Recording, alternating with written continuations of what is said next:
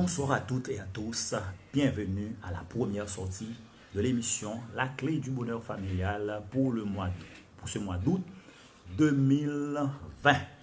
Comme à l'accoutumée, je vous rappelle que La clé du bonheur familial est une émission qui fait la promotion des valeurs familiales. On est là avec vous tous les dimanches à pareille heure, je dirais mieux, entre 5h et 7h. Bernardo et moi, nous sommes toujours là pour vous apporter le bonheur chez vous. On le fait toujours, comme d'habitude, mais nous avons une manière rituelle de saluer nos supporters, tous les gens qui nous supportent, particulièrement le PDG du groupe Signal FM. Je veux parler bien sûr de la personne de M. Mario Vio. C'est quelqu'un, comme je le dis toujours, qui croit en la famille, qui mise toujours sur les valeurs familiales, qui supporte toujours toutes les initiatives ayant tendance à supporter les valeurs familiales. Et nous saluons et remercions aussi le DG de la station, M. Marcel Joseph, qui est notre conseiller par excellence. Nous saluons aussi le docteur Francillon. Salutations spéciales à l'initiateur de cette émission, le concepteur même de cette émission, le révérend pasteur Jonas Alcé et sa femme Barbara Dorsey Alcé. Une salutation spéciale à tous ces beaux mondes qui nous écoutent un peu partout à travers le pays. Je vous dis, on est toujours là, comme je le répète et je le dis toujours, on est toujours là tous les dimanches entre 5h et 7h pour vous apporter l'émission La clé du bonheur familial. Comme c'est toujours le cas, on le dit toujours, nos émissions sont toujours les unes plus intéressantes que les autres. On vous apporte des sujets assez intéressants, des thématiques d'actualité. C'est ce que nous faisons. Aujourd'hui encore, nous allons vous apporter ce soir, je dirais mieux, une thématique assez particulière, assez intéressante. Mais juste avant de vous communiquer la thématique du jour, Yves Bernardo, ce que nous aimerions faire, Yves Bernardo, il faut toujours respecter, on doit témoigner notre gratitude à l'endroit de tous ceux et celles qui nous ont fait l'honneur de participer à l'émission, dans les différentes émissions précédentes avec nous, Yves Bernardo. Nous voulons parler bien sûr de Maître Irgi Dorcellus et de Rachel, du notaire, comment il s'appelle, et le notaire Charlotin, et Jean-Jacques B. Charlotin, qui nous ont fait l'honneur de participer à l'émission avec nous, de M. Marcel Joseph, de l'ancien commissaire René Francisco, commissaire au parquet de Port-au-Prince. Et René Francisco, il a participé avec nous aussi. Et il faut remercier aussi le pasteur Jean-Price Lafargue, Hérole de Josué, qui est le directeur général du Bureau national d'ethnologie, qui nous a fait l'honneur de répondre aussi à l'une de nos invitations. Nous saluons aussi Hérole de Delphin, il était là avec nous. Tout ce beau monde nous ont gratifié de leur présence. Bernardo, on est très, très, très reconnaissant envers eux. On leur dit bonjour, bonsoir de préférence. On ne fait que partager notre salutation avec eux. Nous sommes là. On a été très, très, très contents et très heureux de les avoir parmi nous. Et ce soir, nous allons avoir une thématique assez spéciale, Bernardo, que je communique rapidement à nos auditeurs et auditrices.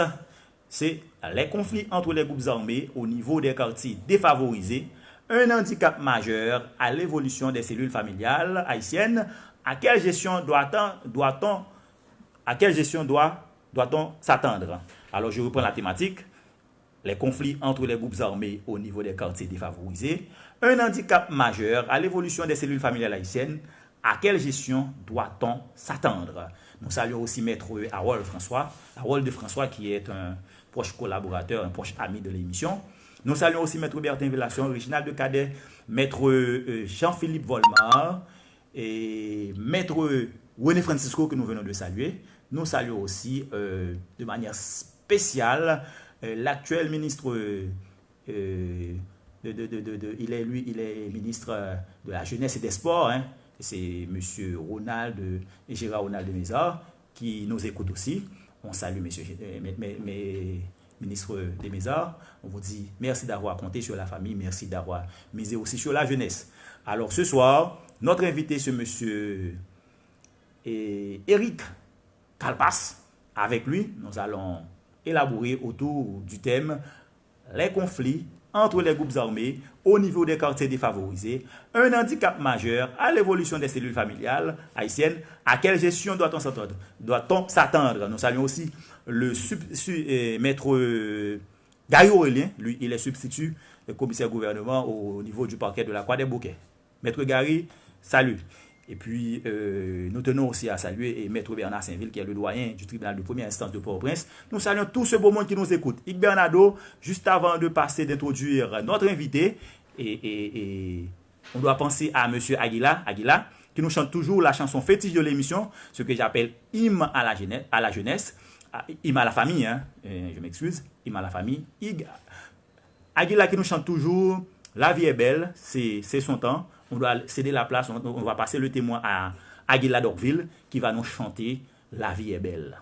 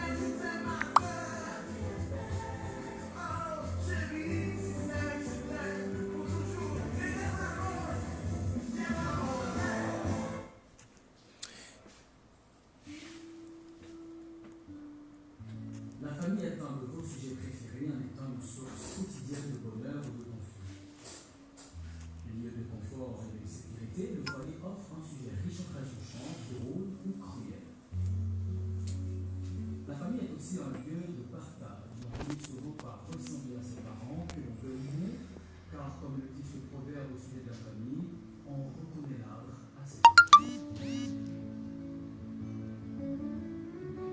C'était un message de Kibofa, la clé du bonheur familial.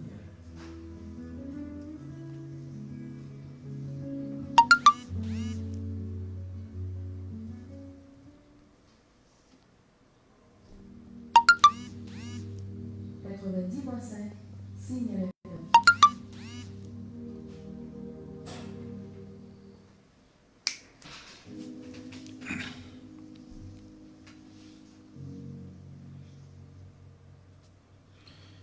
Bernardo, nous ne cesserons jamais de remercier notre ami Aguila Dorville qui nous a fait l'honneur de nous chanter La vie est belle, toujours c'est la fête.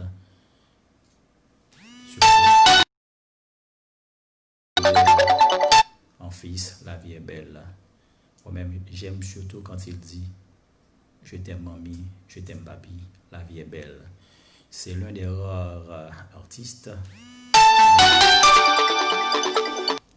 a su penser à dédier une musique, cette chanson assez spéciale à la famille. Comme nous le faisons ici à Signal FM sur la fréquence 90.5. On est peut-être l'une des rares émissions dédiées à la famille. La famille est assez spéciale pour nous. Et je le dis et je le répète encore, la société est le reflet de la famille. Si nous n'entendons pas contribuer à faire évoluer, à faire progresser la famille, la société haïtienne ne connaîtra jamais d'évolution et de progrès. C'est pourquoi nous sommes là ce soir. Juste question de rendre votre vie agréable, de supporter les familles, Bernardo, d'orienter les familles, d'encourager les familles. Nous sommes là, nous faisons une lutte. Dans cette lutte, dans cette bataille, nous entendons encourager les familles à maintenir les valeurs familiales. C'est pour cela que nous sommes là. Nous sommes toujours derrière ce micro, tous les dimanches soirs à partir de 5 heures, on est toujours là.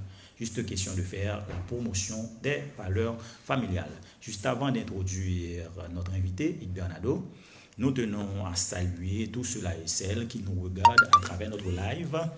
Nous voulons parler bien sûr de Pascal Pierre, lui, qui nous écoute depuis Corail.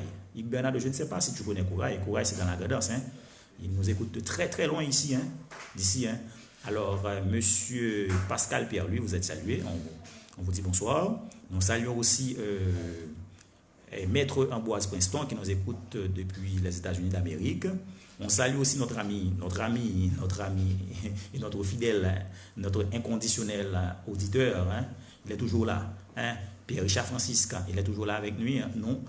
Il nous écoute et nous regarde à travers notre live. Il est en Afrique lui-même. Et nous saluons tous ceux-là qui viennent à peine de nous rejoindre, Yves Bernardo.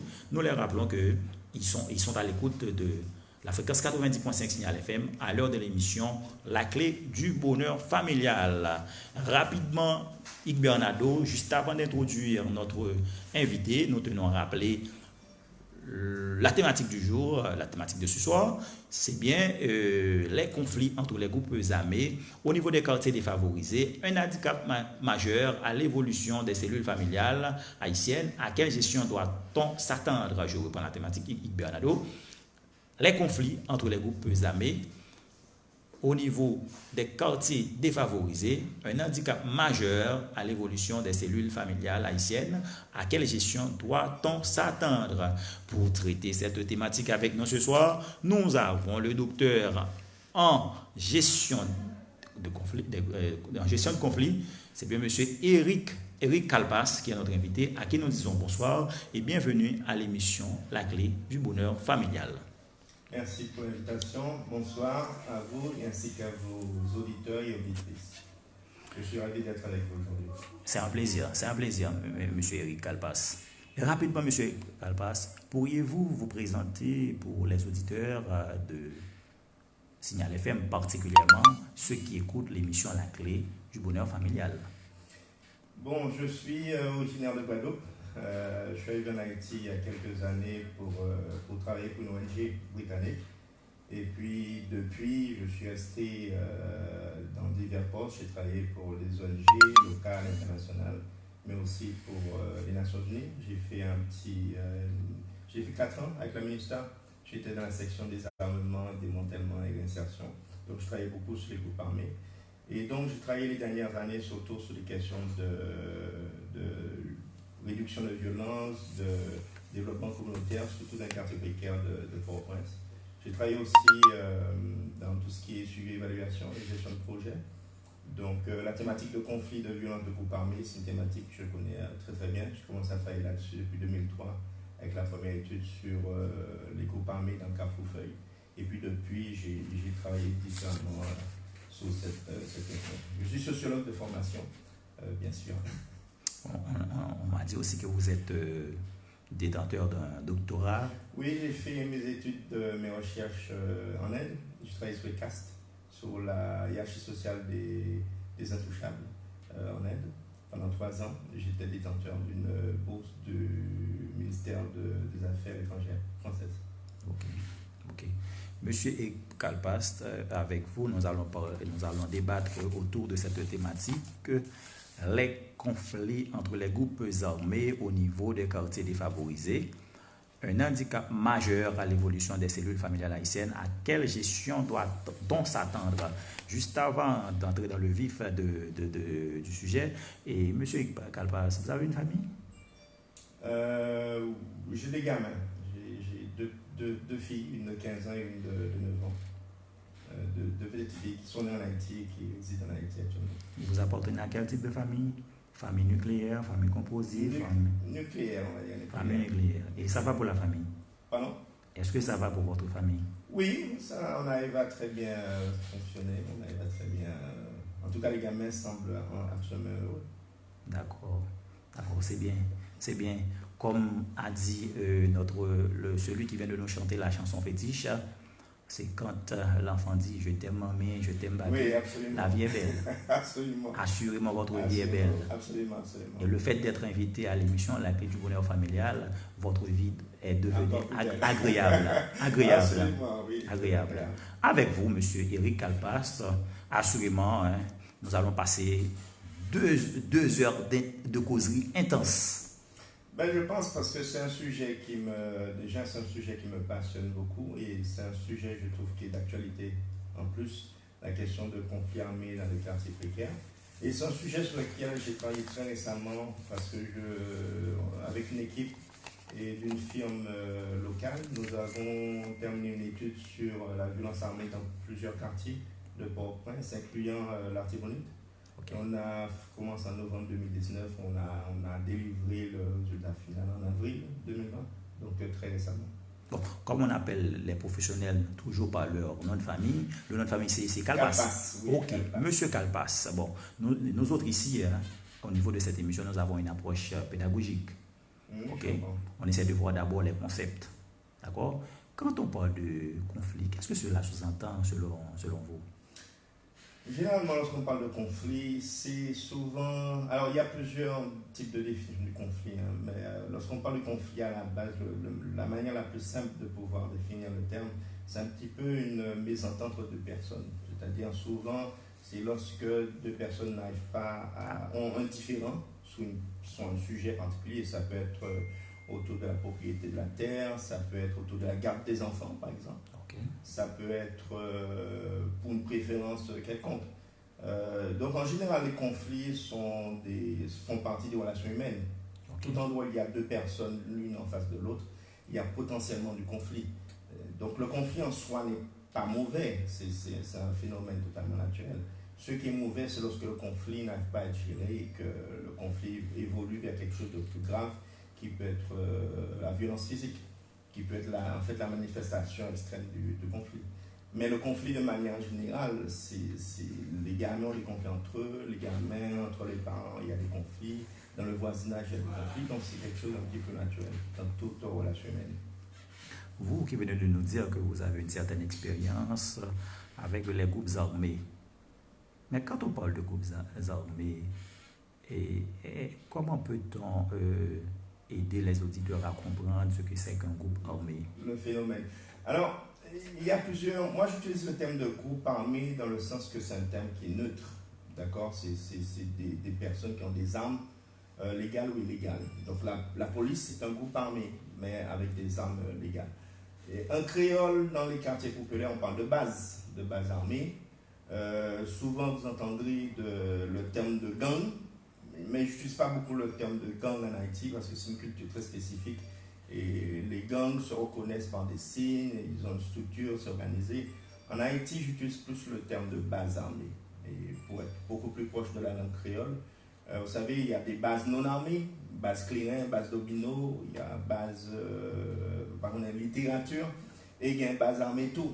Donc, lorsqu'on parle des groupes armés en Haïti, c'est vraiment des groupes de jeunes hommes essentiellement, bien qu'il y ait beaucoup de femmes impliquées là-dedans récemment, mais des groupes de jeunes hommes qui portent des armes et qui sont souvent en guerre les uns contre les autres dans les quartiers. Le cas bon, en tout cas, jusqu'à l'avènement du G9, on a des conflits dans Matissan, actuellement dans Cité Soleil, on en a eu à Savien, Post-Pierrot, dans l'Antigonite.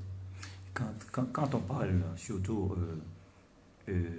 quand on est en Haïti, on parle d'Haïti, quand on dit qu'il s'agit d'un quartier défavorisé, qu'est-ce que cela vous dit, quartier défavorisé? En Haïti, vous savez, il y a beaucoup de différences entre les groupes, c'est-à-dire même en termes sociaux, en termes économiques, on trouve aussi les différences en termes d'occupation de l'espace. Donc les quartiers défavorisés sont souvent ce qu'on appelle en langue vernaculaire, en langage créole, c'est le ghetto ou les quartiers populaires. Donc ce sont en général des quartiers qui sont caractérisés par des conditions de vie difficiles, voire infrahumaines. J'étais à la Saline il n'y a pas longtemps et vous pouvez voir dans des maisons en feuilles de tôle rouillées, mais extrêmement rouillées. Et j'ai vu une femme enceinte dormir à même le sol au milieu des déchets. Donc le quartier défavorisé, c'est le quartier qui n'a pas d'accès au service, l'État souvent n'est pas présent, il n'y a pas... Les conditions de vie sont insalubres, les enfants souvent, il y a beaucoup d'enfants qui ne vont pas à l'école. Il y a d'autres problèmes comme les grossesses précoces, les jeunes filles rentrent dans la sexualité à l'âge de 9-10 ans dans beaucoup de quartiers. Et on a beaucoup de conditions de vie qui sont très pauvres et extrêmement pauvres. Et généralement au niveau par exemple de la capitale, la population la plus pauvre se concentre dans ces quartiers, appelés quartiers défavorisés ou quartiers populaires ou ghettos. Donc en général, la dernière étude qu'on a pu faire, on a calculé environ 357 types de quartiers de ce genre, et qui concentrent environ 60% de la population de la capitale. Donc c'est énorme, c'est quand même en termes d'espace, les quartiers qui occupent beaucoup d'espace au niveau de la ville de Port-au-Prince. Oui, mais dans celui nous sommes en train de voir les concepts. Quand on parle d'handicap, est-ce que ça a une signification assez spéciale pour vous? Oui, lorsque vous parlez de... Alors, c'est-à-dire que certaines conditions dans ces quartiers spécifiquement contribuent à empêcher un mode de vie sain. Ça empêche la croissance des enfants, ça empêche le développement des enfants, ça empêche la réalisation de certains rêves des jeunes. Donc le handicap veut dire que c'est un frein. Et vivre dans certains quartiers, effectivement, c'est un frein. Je peux donner des exemples très très simples. Même au niveau du marché de l'emploi, vous pouvez rencontrer beaucoup de jeunes de ces quartiers qui, pour ne pas se trouver en désavantage, vont simplement dire qu'ils habitent à Pétionville. Ils vont dire j'habite Carrefour, alors qu'ils habitent un quartier comme Thibois, Grenaville, mais il ne va pas dire j'habite Grenaville parce qu'ils ont l'impression que leur origine résidentielle reflète leur origine sociale et aura un impact sur leur capacité à obtenir un emploi. Donc, dans ce sens, on parle de handicap quand en fait, par exemple, le conflit est un frein au développement des gens, à l'épanouissement des gens en général, et au développement du quartier même. D'accord, M. Kalpas, avez-vous une idée des cellules familiales haïtiennes? Oui, pour avoir beaucoup travaillé dans les quartiers, et j'ai une idée un petit peu de la manière dont les structures familiales sont. Dans les quartiers populaires, la plupart du temps, ce sont des familles souvent monoparentales. Et même si on a des familles avec le père et la mère, souvent ce ne sont pas des couples mariés. Et on a souvent des fratries avec la mère qui a peut-être 3, 4 gamins de 2 ou 3 pères différents. Donc les cellules familiales dans les quartiers défavorisés sont un petit peu différentes de ce qu'on pourrait voir dans des milieux un petit peu plus classe moyenne ou milieux un petit peu plus de l'élite intellectuelle et économique du pays. Quand on parle de gestion de conflit, qu'est-ce que ça vous dit? Alors, la gestion de conflit, en fait, de manière plus simple, on parle de traitement du conflit, parce qu'il y a plusieurs approches dans le traitement du conflit. Donc, il peut y avoir une gestion du conflit, il peut y avoir une mitigation du conflit, il peut y avoir une résolution du conflit ou une transformation du conflit. Donc, c'est des méthodes, des approches qu'on utilise pour empêcher que le conflit n'évolue vers sa phase plus violente. Donc, c'est des manières à travers des mécanismes plus pacifiques comme le dialogue, la médiation, la facilitation, qui permettent de transformer, par exemple, de transformer un conflit en valeur positive pour renforcer des relations entre deux personnes, deux parties prenantes d'un conflit, par exemple. Monsieur Kalpas, on est en train de parler de conflit, mais selon vous, qu'est-ce qui constitue le fondement de tous les conflits entre les groupes armés? Bon, ça c'est une question à la fois simple et complexe. Souvent, ce qu'on observe, de par mon expérience dans les quartiers, souvent on cherche une cause à un conflit armé, un conflit violent, et on n'arrive pas à trouver cette cause, parce que la cause est oubliée dans la mémoire des gens. Et il faut se rappeler qu'en Haïti, les groupes armés c'est pas un phénomène qui date de l'année dernière ou d'il y a 2 ans. Et la plupart des groupes connus dans Port-au-Prince, incluant les groupes de l'Artibonite, sont des groupes qui sont là depuis un peu plus de 20 ans. C'est-à-dire, les groupes ont commencé sous une forme de brigade vigilance dans les années 90, notamment après le départ de l'ancien président Jean-Bertrand Aristide. Et donc, on a eu des brigades vigilance dans les quartiers. Et en 1994, lorsque le président retourne en Haïti, beaucoup de ces brigades se sont transformées en groupements politiques. Et certains, c'était des OP, des organisations populaires armées. D'autres sont simplement devenus des bases armées. Donc, on parle de groupes qui sont là depuis beaucoup plus de 20 ans dans le pays. Donc, les conflits, souvent, sont d'ordre divers. Actuellement, l'une des causes, ou l'un des facteurs les plus courants a été un facteur de contrôle de territoire. Parce que l'espace est source de revenus pour beaucoup de groupes armés. C'est-à-dire que si j'occupe tel espace, par exemple Cité Éternelle ou je ne sais pas où, ou Cité Soleil, je peux avoir accès à des ressources. Parce que les marchés et le contrôle de l'eau, le contrôle de certaines ressources comme les cimetières ou un marché comme Croix des Bossards, souvent ce sont des ressources qui permettent aux groupes armés de générer des revenus. D'autres types de conflits sont des conflits d'ordre personnel, c'est-à-dire des relations, par exemple, un jeune d'un quartier est allé courtiser une fille d'un autre quartier peut être source de conflit. Un match de foot, un autre source de conflit.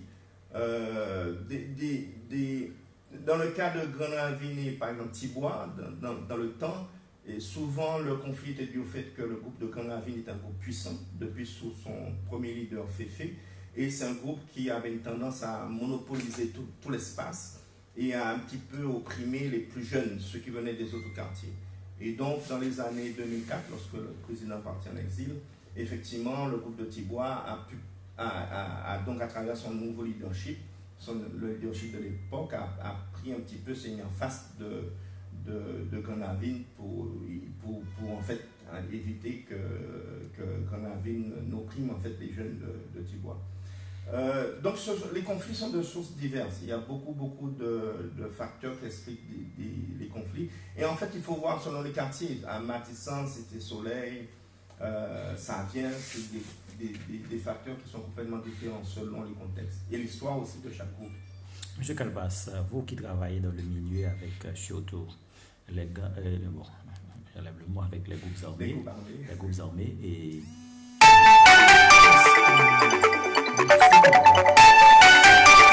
à se constituer en groupe armé? Bon, il faut comprendre une chose, c'est-à-dire qu'on parle de quartiers précaires, donc des quartiers qui ont évolué dans l'espace, dans la ville de Port-au-Prince, en dehors de toute gouvernance, sans contrôle de la mairie, sans contrôle de l'État. Et des gens venant de l'exode rural, c'est-à-dire des provinces, arrivent dans le quartier, construisent un petit peu selon leur volonté. Et donc on parle de groupes humains qui s'installent avec tous les problèmes que ça a. Des zones où il n'y a pas de service, où il y a des écoles de très mauvaise qualité, donc l'éducation de très mauvaise qualité, avec des familles pauvres, donc des familles souvent avec un nombre d'enfants relativement élevé, un peu plus de 4, et puis des mères et des pères souvent à la recherche du pain quotidien, parce que ce sont des gens qui vivent de l'économie non formelle, l'économie informelle, donc qui vont tous les jours sur le marché, dans la rue, et mesdames et messieurs, avec ce tête à marcher dans l'arrière pour chercher le cob. Et donc souvent les enfants restent à la maison, soit sous la surveillance du plus grand, qui est souvent le plus grand à 10-11 ans. Hein. Et donc ce sont des gamins, la plupart du temps, qui sont élevés par la rue, c'est-à-dire qu'ils sont éduqués par la rue. Donc ils forment déjà des bandes.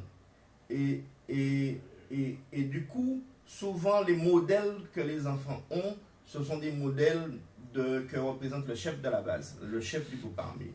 Et ce modèle, c'est quoi? C'est que l'âme, être chef ou membre d'une base, ça permet de manger, ça permet de s'habiller, de s'acheter une belle paire de tennis. Donc, conséquemment, il y a beaucoup de jeunes qui sont attirés par le groupe parce que le groupe offre souvent une sécurité que la famille ne peut pas offrir. Le groupe peut offrir à manger, le groupe offre un peu de cash, et souvent la famille de ces gamins n'ont pas cette possibilité d'offrir ce cash. Et il faut comprendre aussi que beaucoup de jeunes sont en situation de déviance, parce que ce sont des jeunes qui sont très vulnérables depuis l'enfance, c'est-à-dire qui ont connu beaucoup de traumatismes, que ce soit l'école, que ce soit la famille, et donc qui ont un parcours déjà dans la déviance. D'accord, M. Kalpas, on va essayer de voir ça avec beaucoup plus de lenteur. D'accord. Ok. Et là, vous partez comme un TGV là. Pardon, c'est ma passion. On va essayer de voir ça. Désolé. Parce que nous toujours essayé de regarder comment monde qui était sous les cap côté nous là, nous saluer eux, monde qui bâtissant, nous avons un peu d'auditeurs dans zone ça yo, village de Dieu, tout quartier populaire, Raboto, Ravine, La Fossette, tout le monde ça côté nous. Et monsieur Kalpas, et si on le voit, nous n'a pensé simplifier ba yo. On nous garder pour nous monsieur Kalpas. Et ça fait on va faire la causerie dans les deux langues, à la fois en créole et en français pour faciliter la compréhension de plus d'un. OK. Et monsieur Kalpas, n'a pas eu de groupe armé et venez de parler des enfants. Oh, ça veut dire que nous rentrons de plein pied dans la famille. Et on nous regarde nous et ti moun sa yo qui dans niveau Cité Soleil qui bon peut-être Cité Soleil dans l'autre quartier est défavorisé qui dans groupe armé et qui attrait la famille gagne dans tout ça. Est-ce que ti moun sa yo bon c'est ça qui est capable étonner tout le monde. On se dit là c'est ti moun sa qui apporte à manger à la maison. OK. On regarde position famille, comment ti moun sa positionné parce que dénominateur commun de toutes les familles, regarde typologie des familles, nous toujours c'est ti moun même dans la famille adoptive pour capable famille obligé mettre ton ti moun là-dedans. On nous regarde pour nous ti moun sa la famille évolue qui ou même qui dans le milieu même qui fait expérience, qui comportement comme ouais famille ça ouais ti moun sa qui en dans groupe armé. Bon, plus fort temps, et c'est un petit monde qui a moins que 18 ans qui évolue dans le groupe armé. Là, moi, évoluer, ça va veut dire qu'il y a des âmes, mais il y a une fonction dans le groupe là. Il y a jouer rôle surveillance, antenne, il y a acheter cigarettes pour mon base là, il y a un petit service bas ça. Généralement, c'est des petits monde qui déjà en rupture de lien avec la famille. C'est-à-dire c'est des petits monde parents qui n'ont pas de contrôle. À la base, par exemple, pas déjà bien contrôle. C'est des petits monde qui déjà vivent des formes de traumatisme, c'est-à-dire qu'ils n'ont pas senti confortable la caille là. Et il y a une influence de père qui est importante également. C'est-à-dire souvent c'est des petits monde, il y a un ami qui est déjà proche de base là, qui a un cousin proche de base là, qui fait que tu m'as attiré de base là. Maintenant, souvent il y a un base là offrir un mode de vie que les familles n'ont pas qu'à offrir. C'est-à-dire déjà dans la base là, il y a une sécurité. Et toute éducation qui nous ça faite dans la rue et dans la base là. Donc, si nous ça déjà entre lui-même et les familles, il y a un fossé qui est établi. D'accord. Est-ce qu'on peut parler à ce niveau de la démission de la famille? Démission, oui, on peut parler de démission dans le sens où ces familles n'ont pas les moyens de protéger les enfants. Ils n'ont pas les moyens d'assurer la protection, que ce soit la sécurité alimentaire, le bien-être, que ce soit l'éducation. Donc là, ces familles-là ont trop peu de moyens pour arriver à jouer le rôle. Et souvent, on trouve que les pères ne peuvent même pas jouer le rôle de père, c'est la figure paternelle et le chef de famille. Déjà, souvent, le père, lui-même, il n'est plus chef de la famille parce que c'est souvent la mère, de par son petit commerce, qui en fait entretient l'ensemble de l'économie de la famille.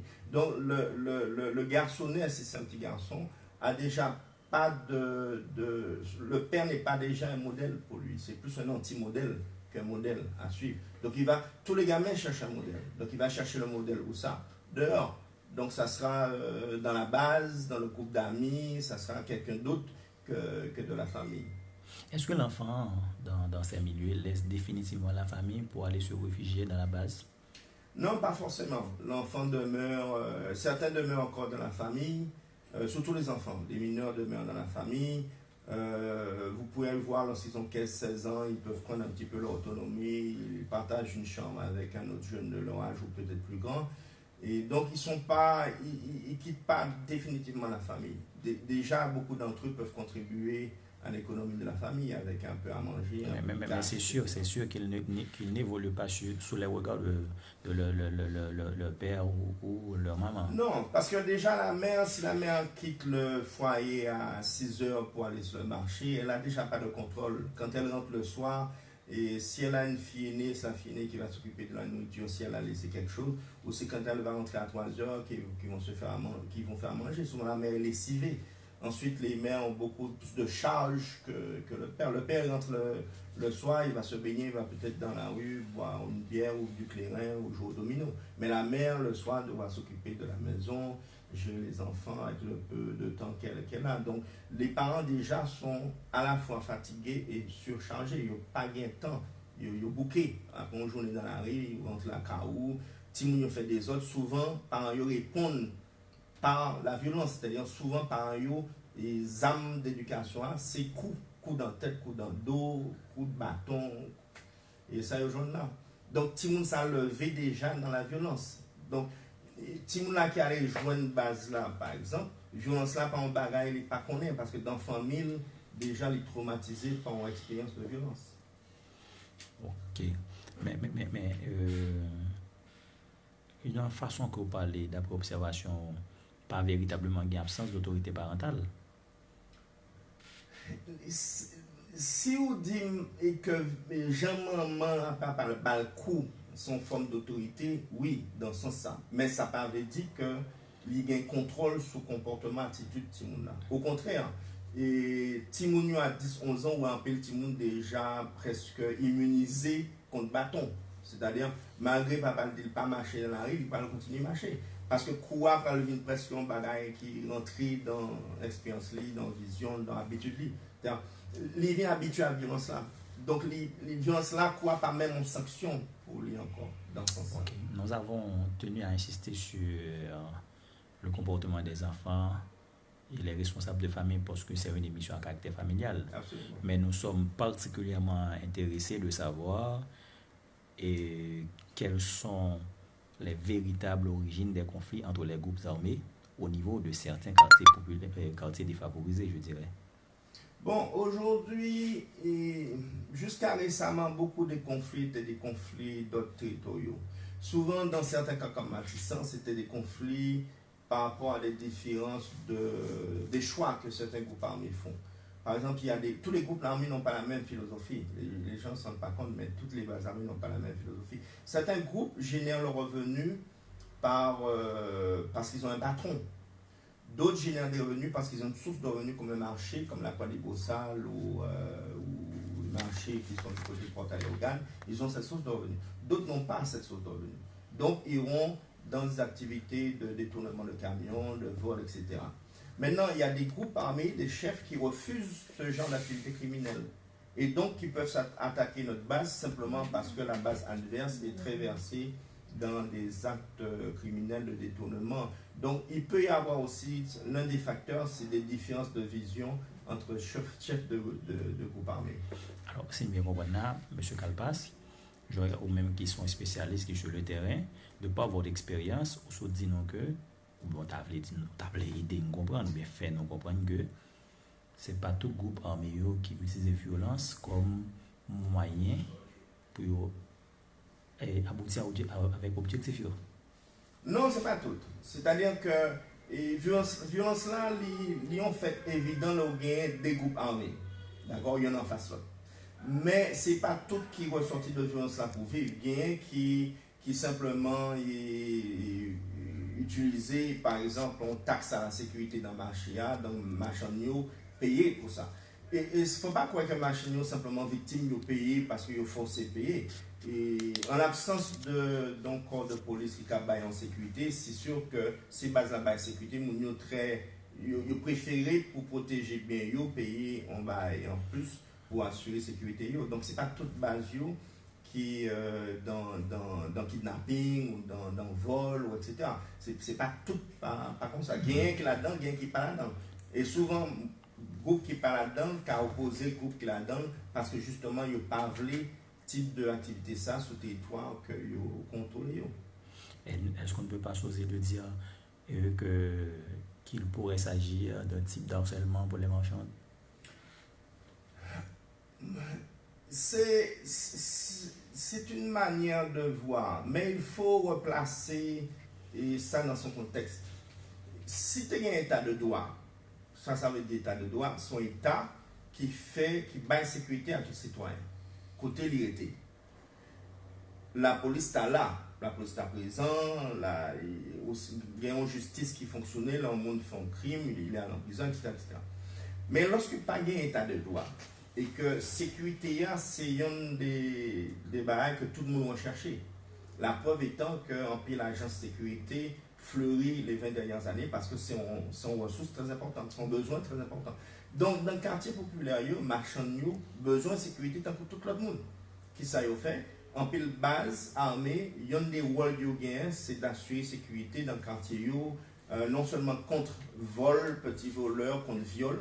Et il y a un pile quartier où tu as très surpris que dans la plupart des quartiers qu'on est, mesdames sont protégées. C'est-à-dire, messieurs, pas accepté cas de Jacques. Et moi, je connais des cas de chefs. Si on y a des membres base violés en filles, et quoi même ce parent, il n'est pas bon pour lui. Soit il y a un temps quitté, soit il est sanctionnel. Pardon? Il est sanctionnel. Oui, il est sanctionnel. Bon. Même que non, pas mes yeux, pour ne parler de quel type de sanction. En tout cas, ça l'inflige là, c'est une sanction. Ok. Monsieur Kalpas, on regarde, non, vous avez dit qu'il y a des familles, que le groupe armé, ça qu'on aide au pays l'école Simone. Au courant de cas, ça c'est des cas très courants.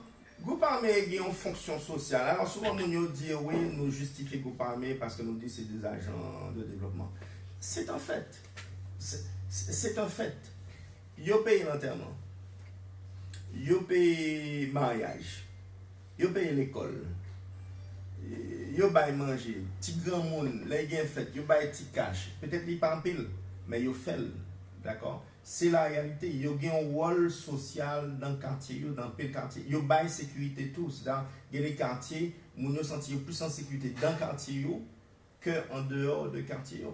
Il y a des quartiers pendant le pays là qui étaient fonctionnés totalement, c'est-à-dire l'économie a été fonctionnelle. Parce que le chef là, tu assuré qu'il y a un environnement pour que l'opérateur économique, tu marchand, a fonctionné. Donc, il y a un rôle social de développement qui est non négligeable et qui explique tout que en pays le chef, il y a papa. Il y a papa parce qu'il jouait le rôle de père de famille dans le quartier. Donc, c'est vrai que c'est pour ça que moi toujours dit, c'est pas un sujet qui est simple, il est complexe parce que on est capable de face sombre là, criminaux, etc. Et ça va dans tout. Mais il faut comprendre qu'il y a une phase aussi côté que dans beaucoup de cas, il y a des petits grands mondes, si ce n'est pas chef là qui est comme ça, ils ont 100 gouttes de temps en temps, ils ne pas vraiment survivre dans le quartier. En tout cas, en l'absence d'État et d'ONG dans certains quartiers, c'est chef base là qui assure ça. Monsieur Kalpas, aussi, un concept là évoqué qui a assez attiré l'attention, non, il faut parler d'ONG. Mais on dit que non, on nous raconte que certains groupes armés sont supportés par, je dirais, pas même des ONG, par certaines ONG. Oui, d'une certaine manière, et c'est un petit peu la contradiction à laquelle font face beaucoup d'ONG. C'est-à-dire, soit directement, soit... Alors, il y a qui supportent directement, à travers le projet, il y a qui supportent indirectement. Dans les deux cas, c'est le même résultat qui gagne. Il est très difficile pour une ONG pour intervenir dans un quartier populaire sans que les toucher question et groupe armé, sans que les ait chef là. Okay. Premier bagage tout ONG fait, c'est le chef là. Parce que c'est tant qu'on la caou, et puis moi je viens manger la caou, et puis on pas même saluer, monter dans la cuisine, manger, me sortir.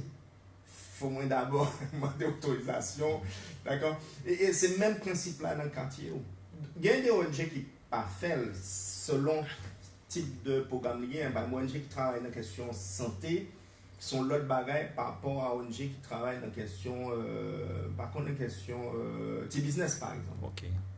Donc, selon le type d'action ONG, il y a une approche différente de base armée. Mais de manière, il faut le chef là accepter. Monsieur Kalpas, tu as raconté que ONG qui a un projet, par exemple, qui a investi dans la question infrastructure, dans zone, par exemple, soit la réhabilitation route, l'eau potable.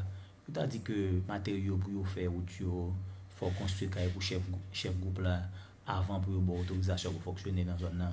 Bon, je ne sais pas si c'est ça, mais pas systématiquement les chefs là mandent bagaille. Le fait même, maman, si le chef là gagne 100 gouttes, par exemple, je dis qu'il gagne 100 gouttes, il faut lui manger toute base avec 100 gouttes. Oui, son papa. Oui, son papa. Donc, il faut lui manger base, plus l'autre voisinage, etc. Plus famille, cousins, etc. Mais si je viens avec un projet et que je mette 3 équipes pour faire assainissement, ma chef là, 1 équipe. Eh bien, il ne peut pas dépenser 100 gouttes encore. Parce que base là a besoin de petite activité pour gérer un petit copie. Okay. Donc, pour chef là, il ne peut pas demander au bail pour dire mon caille. Mais la demander au bail travail tout que dans le programme là, il inclut soit mesdames, messieurs, soit messieurs à travers un petit projet à haute intensité de main-d'œuvre. C'est ça qui est normal parce que bon, finalement, ce sont des membres de la communauté et il faut traiter eux comme des bénéficiaires à l'égard de tout le monde. Tout à l'heure, vous avez dit que les conflits entre groupes armés, il n'y a pas véritablement de mauvais en soi. Ça veut dire qu'il y a un côté positif et tout. C'est ça? Non, je ne pas dire conflit entre groupes armés. Je dis conflit entre deux mondes. C'est des bails naturels. C'est-à-dire un conflit normal sur une base. Ou même moi-même nous différents. Donc, le conflit entre nous, c'est le moment où on est obligé de dialoguer pour trouver un consensus, pour créer plus de cohésion entre nous. Ok, mais c'est ça, oui, qui pousse nous à vous demander que, selon vous, est-ce que le conflit entre les groupes armés peut-il provoquer l'innovation pour aboutir à des changements? Non, dans le cadre du conflit armé, dès le moment où arrivé à phase violence là, ou pas dans conflit encore, c'est-à-dire violence là vient en résolution de conflit. C'est deux types d'approches. C'est soit ou passer par dialogue, soit passer par violence là. Violence là, c'est une époque de force, c'est ça qui est plus fort, la loi du plus fort. C'est la loi du plus fort.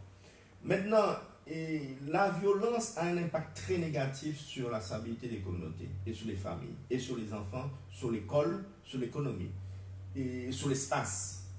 Si on va visiter par exemple Grand Ravine Jodia, ou quand Grand Ravine tu gagnes 5 ans, et Grand Ravine Jodia, c'est deux images complètement différentes. Complètement différentes. Lorsqu'il y a un conflit armé entre deux groupes, il y a des gens qui quittent ces zones-là. Soit les rues Romulus qu'on y a, les vides, à cause de conflit armé dans cette zone-là. Massissant. Okay. Mais oui, Romulus, avant conflit, sont zones et nous mettons chaises dehors. Habité, vivable. Oui, son zone vraiment de bon voisinage, etc. Qu'on y a son zone, on rue fantôme. D'accord? Donc, confirmer a eu un impact très négatif sur les progrès dans la zone là. Il y a un impact négatif sur la famille, parce que souvent, un pile monde souffre de différents types de traumatismes à cause de violence là. Il y a un impact négatif sur l'espace physique là. Il y a un espace négatif parce que machin n'est pas chita encore dans le marché. Donc, finalement, conflit armé, il est très très mauvais de manière générale sur tout secteur vie population de quartier populaire.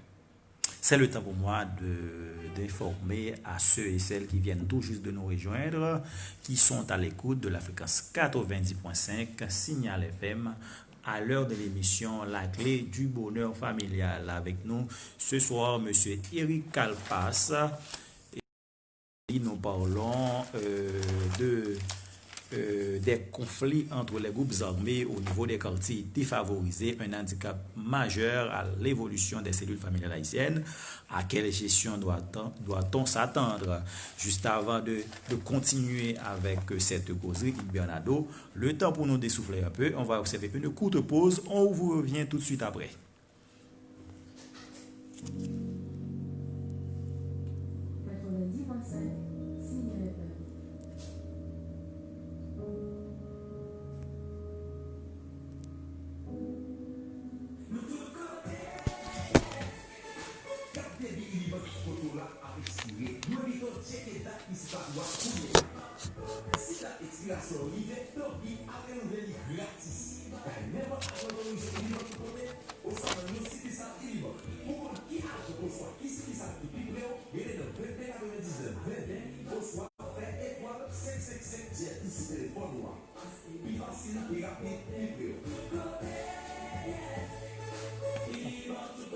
La deuxième partie de l'émission, on va parler de résolution de ces conflits. Ok? On va voir une toute dernière question. Ok? Et ça va être le mécanisme. Ok? Le mécanisme. Par exemple, on aimerait bien savoir est-ce que l'existence de ce genre de conflit entre ces groupes armés, est-ce que ça peut susciter la mise en place de mécanismes visant à leur prévention et à leur résolution. De là étant, on entre d'emblée dans la résolution de conflits. Voilà la solution. D'accord. Ça va être le contenu de la deuxième partie. D'accord. Moi-même, j'avais une petite organisation à Cité-Soleil, c'était Fondata, ça s'appelle Fondation Haïtien Timon, c'était à Boston. Qu'est-ce qu'on faisait? On a attiré les gens, on leur demandait d'aider. On faisait un programme d'accompagnement scolaire. Dans le quartier, on a regardé le carnet des enfants, on voit que c'était vraiment pas correct. Ces enfants n'évoluent pas. Qu'est-ce qu'on a fait? À travers des amis, des particuliers, on essaie d'attirer un peu d'argent, question de payer des jeunes dans la zone pour faire du support scolaire. Pas même subvention scolaire, c'est pour donner des leçons particulières. Ah ok, d'accord. On va donner un plat chaud par jour et puis prendre des leçons. D'accord? Mais quand on avait commencé par recevoir des choses, on était obligé d'aller négocier avec le chef de la base. On nous appréciait beaucoup. Même ces gens-là nous ont donné des contacts. Par exemple, moi, je connais les gardeurs. C'est à travers les chefs de groupe de Cité Soleil. C'est eux qui m'ont conduit vers eux, qui m'ont dit voilà, ce monsieur, c'est lui, il nous aide. Il fait du développement dans la zone, il faut l'aider. Rapidement, on m'a donné 500 000 euros. Oui, c'est comme ça. Enfin, pas dans tous les quartiers, mais Cité Soleil, c'est comme ça, parce que Cité Soleil a beaucoup plus d'entreprises sur le territoire de Cité Soleil que...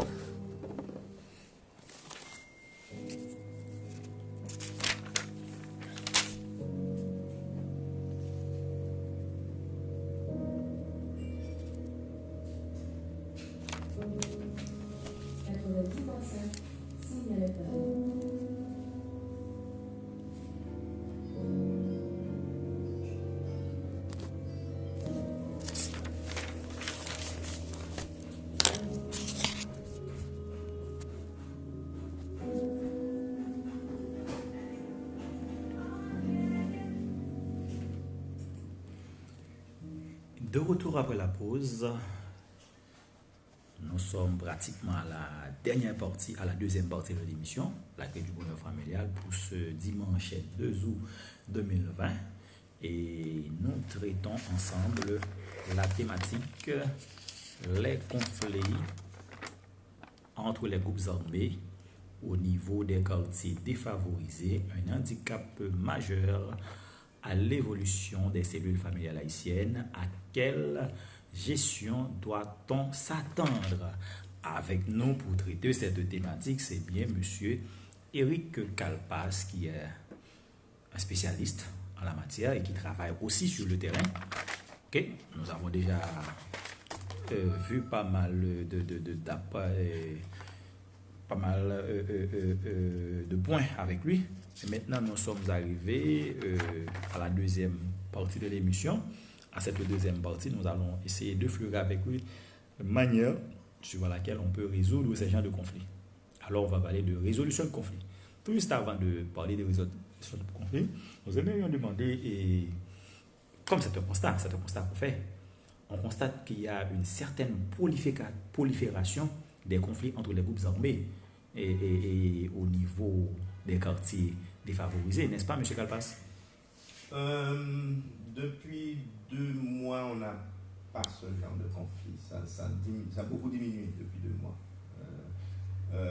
Si vous voulez, le phénomène du G9 dont tout le monde parle actuellement a permis en fait d'avoir une entente entre plusieurs groupes armés de différents quartiers. C'était bon, il y a un problème à Cité Soleil actuellement, mais dans beaucoup d'autres quartiers, cela a permis de diminuer énormément le niveau de violence dans les quartiers. Cela ne veut pas dire que le conflit a disparu, mais cela veut dire que le conflit armé est très largement diminué actuellement. Donc, le G9 peut être en ce sens considéré comme un mécanisme de résolution des conflits parce que ça permet à des groupes armés de s'asseoir à la même table et de discuter.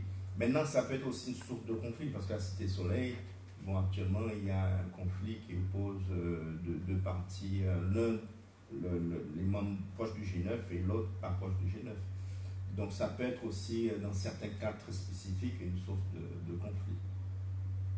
Ok, mais M. Kalpas, ces genres de conflits, est-ce qu'ils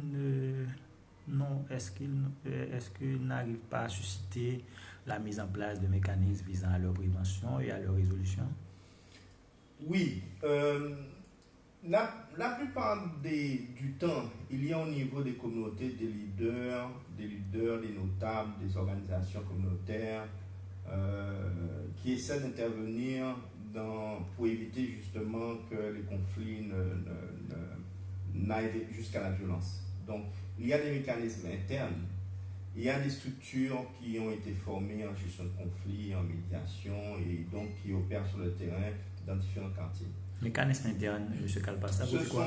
Les mécanismes internes, ce sont par exemple des plateformes communautaires, ce sont des groupes multisectoriels, ce sont des associations qui se mettent en réseau de chaque côté, et des deux côtés des groupes armés en conflit, et qui essaient de...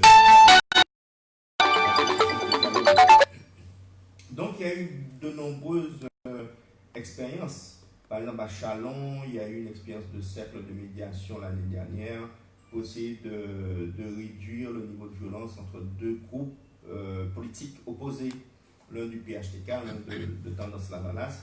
Et donc il y a eu une dizaine de leaders communautaires qui ont essayé de mettre en place une méthode qu'on appelle le cercle de médiation, qui consiste à mettre les deux parties autour d'une table et à de créer un espace de dialogue et à faciliter la résolution du conflit.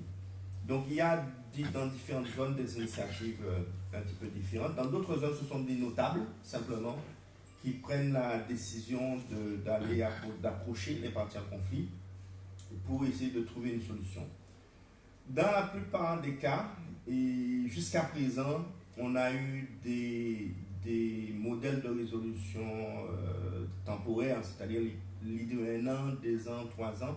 C'était sur la télé, on l'appelle pendant 3 ans, qui déduit entre 2015, 2016, 2018. 2017 jusqu'à 2010, jusqu'à 2019, tu as la paix, une stabilité, un statu quo entre tout groupe armé. Tu as des petits incidents de temps en temps, mais pas vraiment gagné un conflit armé entre bases. Oui. Monsieur Kalpas, vous parlez de résolution de conflit pour les auditeurs de la radio. Et qu'est-ce que cela sous-entend quand on parle de résolution de conflit? Lorsqu'on parle de résolution de conflit, on parle d'approche, de méthode, on parle d'outils, on parle de mécanismes pour éviter que le conflit n'aille vers la violence. C'est surtout ça. C'est trouver d'autres moyens de résoudre le conflit que d'aller vers la violence. Et ça peut être, le moyen le plus simple et le plus utilisé aujourd'hui, c'est la médiation, c'est-à-dire que des groupes externes qui n'appartiennent pas au parti, c'est-à-dire que ça peut être vous êtes une personne de radio signal, vous allez sur le terrain, vous rencontrez les deux parties en conflit et vous essayez de les mettre ensemble. D'abord, la première approche est de comprendre la source du conflit, parce que pour résoudre le conflit, il faut déjà comprendre la source du conflit. Deux, une fois que vous avez compris la source du conflit, c'est de trouver l'approche la plus appropriée au contexte. Mais souvent, l'outil le plus usité, le plus utilisé, en général, c'est le dialogue. C'est-à-dire vraiment assurer que les gens s'assoient ensemble, comprennent leurs problèmes, partagent les responsabilités et surtout que les deux arrivent à un compromis ou un consensus sur la solution à apporter. Monsieur Kalpas, vous qui travaillez dans le milieu, même qui évolué dans un domaine ça, qui fait expérience avec en matière de gestion de conflit, on a essayé de regarder avec auditeurs Signal FM, on fait comprendre, on nous fait une image, on nous fait une caricature, on nous fait un tableau pour nous aider à comprendre, si vous regardez là l'œil nu, vous pouvez comprendre comment ils résoudre un conflit. C'est démarche, c'est qui ça? Comment on commence? Démarche là, premier bail là, c'est. On a un conflit entre groupes armés. Oui, conflit entre groupes. Premier démarche là, généralement, c'est à rencontrer chaque groupe qui est en conflit pour essayer de prendre une vision par eux sans se battre à conflit. Pour qui ça finalement la vous-même. Donc, et je rencontrer vous-même, je rencontrer le monde qui est en face. Donc, je fais de manière individuelle, chaque partie. Une fois que je comprends et cause là, ça m'a essayé de faire, il faut me convaincre nous tous les deux, Vinchita autour de table. Généralement, il faut gagner un espace neutre. Maintenant, j'aimerais dire là, il semble facile, mais il prend plus le temps, il est très contraignant. Il faut jouer un espace neutre, déjà. C'est-à-dire, il faut que nous tous les deux d'accord, sortir de quartier, nous, pour aller en côté. Que nous accepter. Mais le problème, c'est que si c'est deux groupes, deux chefs par exemple, qui sont en conflit, ils ont peut-être accès qu'à sentir confortable pour quitter les zones, l'autre a peut-être dit on ne peut pas quitter les zones là. Donc c'est déjà une première contrainte. C'est convaincre les pour quitter les zones là, pour y sentir la sans sécurité, pour aller dans une zone neutre. Ça qui est pas facile. Maintenant, il y a une alternative. Les cas délégués un monde qui est proche lui, que lui fait confiance, pour représenter dans l'exercice de médiation. Ça. Et les cas ont bonne et ont mauvaise alternative. Les cas ont bonne alternative, si moun les délégués pour ça, vraiment, moun a une autorité pour vraiment résoudre le conflit. Mais les cas ont problème si moun n'a pas une autorité. Si les juste viennent porter message, viennent tendre porter pour le chef là, les cas pas finalement une autorité pour résoudre le conflit. On fois nous, les deux parties, Chita et dialogue là consistait à montrer à convaincre que finalement le conflit t'a qu'à résoudre par l'autre moyen. Monsieur Kalpas, dans cette histoire, et vous-même, qui compte au sorti comme médiateur dans cause de ça? Moi-même personnellement ou bien de manière de manière générale. De manière générale. On dit que c'est pas ta ou même. On regarde les médiateurs là. Médiateur là même qui côté l'a sorti. Dépendamment de l'ICA, c'est un monde qui dans zone voisinage conflit. Par exemple, l'ICA c'est un monde par exemple si c'est un conflit entre Grenade et Tibois, l'ICA c'est un monde qui sorti Bolos par exemple. Souvent, médiateur là, il faut gagner assez de légitimité, de crédibilité des deux parties. Il faut que déjà son monde reconnaître comme tel. C'est-à-dire que si les deux parties ont un conflit, pas fait confiance comme médiateur, on ne peut pas jouer le rôle de médiateur. Donc déjà, il faut que y ait une crédibilité. Souvent, nous voyons beaucoup de monde qui fait jouer le rôle de médiation, ça. ça a un pasteur dans zone là, qui pas forcément dans zone confiable, mais qui dans zone voisinage. Et donc, comme son pasteur, nous peut-être connaît parce qu'il y a un gros l'église. Donc, le fait que... Les camps Ougan, tout. Les camps Ougan, oui, les camps Ougan. En réalité, souvent, en pile dans le Ougan, pour qui ça? Parce qu'en pile, et base toujours pratiquer et religion vaudou. Okay. Donc, en Ougan, qui a gagné autorité, ça, on dirait que l'école qui est très connue dans une là qui a gagné autorité, ça, on acteur qui gagne, un leader qui gagne une organisation de base, par exemple, qui est habitué à faire social, qui manger, faire assainissement, ça. Si vous connaissez comme un notable, les cas joués et voilà ça. Médiateur là, par contre, il faut qu'il y ait une maîtrise de techniques de médiation, hein, parce que souvent, c'est pas simplement aller et puis chercher qui a tort, qui a raison. C'est trouver un compromis, trouver un consensus et que les deux parties reconnaissent qu'en fait, pour sortir de ça, tous les deux doivent gagner à la fin et que le compromis a marché sous reconnaissance que finalement, violence armée a des dégâts de bord et que finalement, il n'est pas utile. Donc, c'est arrivé montrer que question de violence là n'est pas utile pour aucun des deux parties. On va avoir un exemple très simple. Si on prend un marché, par exemple, la saline quoi des Bossal, il y a quelques années, Bazou était en conflit et puis il réussit à trouver un système pour résoudre le conflit. Qui solution était c'est chaque jour m'apprend recette là. Lundi pour vous, mardi pour moi, mercredi pour vous, jeudi pour moi, etc. De partager recette. Là. Donc c'était une bonne solution à conflit. Donc maintenant, le problème c'est que pour qui ça été arrivé à la solution ça, c'est parce que tous les deux rendent compte que lorsque il y a une violence là, conflit armé, le marché n'a pas fonctionné encore. Donc finalement, il fait zéro chaque jour. D'accord? C'est-à-dire, ils ont rendu compte que finalement, en période de violence armée, finalement, c'est eux qui perdent. Donc, ils ont dit, on nous fait bail là. Plus simple, nous prenons on joue à cette là. Maintenant, il était duré pendant longtemps, c'est-à-dire pendant quelques années quand même, 2-3 ans moins quoi. Et puis, conflit a z'impété encore. Liberté pour un bail très simple. Parti qui était respecté bail, mais il y a une partie qui était plus une capacité de gestion recette là. Ce qui ça lui fait, chaque membre base là fait business, il les bail là, et bien il était capable de consommer. L'autre base là lui-même, ça qui est en face là, il gaspille comme lui. Donc l'autre nègre en face a bien mené dans tête li, l'autre nègre c'est voler. Alors que c'est pas voler, il était simplement gagné une meilleure gestion de ressources. Eh bien, ça peut être qui expliquait que le marché a retourné sous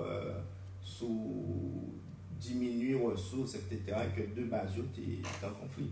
Donc, c'est un élément qui trouvait consensus là, les cas temporaires, et dans les 20 dernières années, on a dit qu'en réalité, tout conflit qui était résolu, c'est en fait des conflits qui résolvent de manière temporaire pendant 2-3 ans. Nous pas qu'à tendance que on a dit que ces groupes armés, certaines fois, on a dit souvent que il y a une intention, il y a une pression, il y a même quoi que c'est eux qui représentent l'État dans le quartier Sahel. Est-ce que c'est une impression fausse? Prenons un exemple. Où représenter l'État? On nous dit que représenter l'État, ou c'est la police, ou c'est la justice, ou c'est fournisseur d'électricité, santé, etc. Et moi-même, dans un quartier populaire.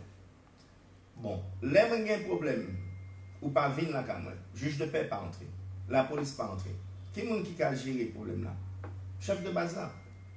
D'ailleurs, chef de base là, il joue le rôle de la police, il joue le rôle du juge. Les gens confidence là, en pile dans eux, c'est eux qui crient, trouvent une solution. Des fois à la Salomon, mais c'est eux qui font. Donc, ils jouent le rôle du juge. Même qu'on a un chef de base qui te gagne en prison. On dit qu'il y a un grille. Ça anecdotique. C'est anecdotique, mais c'est vrai. Du coup, puisque l'état de droit est absent et que ces chefs-là, qui jouent le rôle de la police, qui jouent le rôle du juge de paix, qui veillent pour que l'eau rentre, que le courant rentre, que finalement c'est lui qui l'État. Parce que les jouer des fonctions que l'État a dû jouer, finalement. Le rôle de l'État, c'est quoi? C'est le régulateur de relations entre le monde. Si nous, même moi-même, dans le voisinage, nous avons un problème, nous sommes supposés aller où un juge pour gérer le problème là. Mais en réalité... Parce qu'il n'y a pas de juge de proximité, et puis c'est chef de base là. de base là qui peut gérer. Bon, il y a aussi un autre base, c'est que le chef de base là n'a pas laissé facilement la police rentrer. Il n'a pas laissé le juge rentrer. Et il n'a pas laissé aller où un juge. Non plus, si on ne pas dit, il faut dire qu'on parle où un juge. C'est parce que finalement, c'est lui l'État. C'est lui l'État. Il est le chef souverain dans la communauté. Et c'est pas... C'est cas chef de facto, nous parlons de facto, mais de fait est qu'il remplace un petit peu les fonctions de l'État. Okay, ça t'en fait. Mais, vous racontez nous tout, M. Kalpas, un chef ça, qui a une liaison, qui a un support, dans l'État, tout, oui. Oui, bon. Il y a un réseau de clientèle. Il y a un patron, c'est-à-dire que en pile dans yo supposé gagner parce que faut nous comprendre souvent Zamio c'est un acteur politique qui est en période d'élection armé des jeunes. Donc, il a besoin de faire élection, il prend 2-3 jeunes, il va aux âmes. Et moi, je connais des cas où des membres du Parlement n'ont même besoin d'âmes pour remporter l'élection, mais ils préfèrent armer des jeunes pour les sûr que le monde qui en face lui pas prendre jeune pour voler l'élection normale. Alors que lui-même, l'État bon, il est quand même... Il était populaire assez. Il était très populaire. Il était très très populaire. Il est quand même utilisé groupe armé. T'as comment de quartier là, bon créole là, le barré en haut, le barré en bas. Oui, c'est-à-dire il a assuré le 100% que le monde qui en face là pas cas. Enfin, si c'est pour plus de monde, c'est les cap gain. Si c'est pour ZAM, c'est les cap gain. Oui. Donc, du coup, oui, et il faut nous comprendre qu'en Haïti, et toute culture politique haïtienne a tourné autour de l'utilisation de groupes armés, de violences armées. Malheureusement, c'est un petit peu comme ça, il fait élection. Et donc, en pile groupe armé pour des raisons politiques, les gens avaient élu Zamla était dans le même, il est chef. Et donc, il y a une base que les développer, que les utiliser, que les vivre à partir de base là également. Monsieur Kalpas, groupe armé ça yo, dans phase conflictuelle yo avec l'autre, ok? Quel impact selon vous-même ça a gagné sur le fonctionnement familial dans le quartier défavorisé? Premier bagage là, et ça dépend de la famille. Il faut nous comprendre. Ma bon exemple. On prend deux jeunes, ma bon exemple sur une expérience qui a fait Matissan. Nous avons gagné 100 jeunes que nous avons fait un programme de réinsertion économique par l'entrepreneuriat. Moi, je fais un profil psychologique de jeunes pour un petit peu garder historique, etc. Plus fort, plus de 90% de jeunes qui étaient proches de base là. C'est des jeunes qui étaient en rupture familiale, qui étaient déjà gagné un parcours qui était rendu favorable aux violences. C'est-à-dire, soit en rupture scolaire, je ne vais pas aller à l'école encore, soit ils ont battu dans la Kaila trop, ils ont quitté Kaila pour passer plus de temps dans la rue. Donc, c'est des jeunes qui étaient déjà en rupture familiale. Donc, base là, dans ce sens, c'est familles qui ont rupture de lien. C'est famille qui écrasée, famille qui démissionnée, famille qui éclatée, famille qui n'est pas solide avec des valeurs et morales, par exemple, des principes qui fait que jeunes saillants attirés vers base là. Différence, ouais, parce que dans le quartier, il ne faut pas nous croire que tout jeune dans base, c'est pas vrai. Dans le quartier, plus fort jeune pauvre, tout parle dans base. Moi, ouais, jeunes qui parlent dans base, c'est souvent des jeunes qui soit ont une éducation religieuse. Par exemple, en pile, moi, c'est des jeunes qui, dans des familles, ils allent à l'église.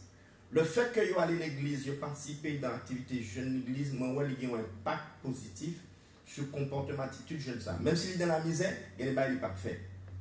Et jeune côté qui gagne, on papa ou maman qui est fort dans la famille, c'est-à-dire qui ont une autorité forte qui est imposée sous le petit et qui encadre le là.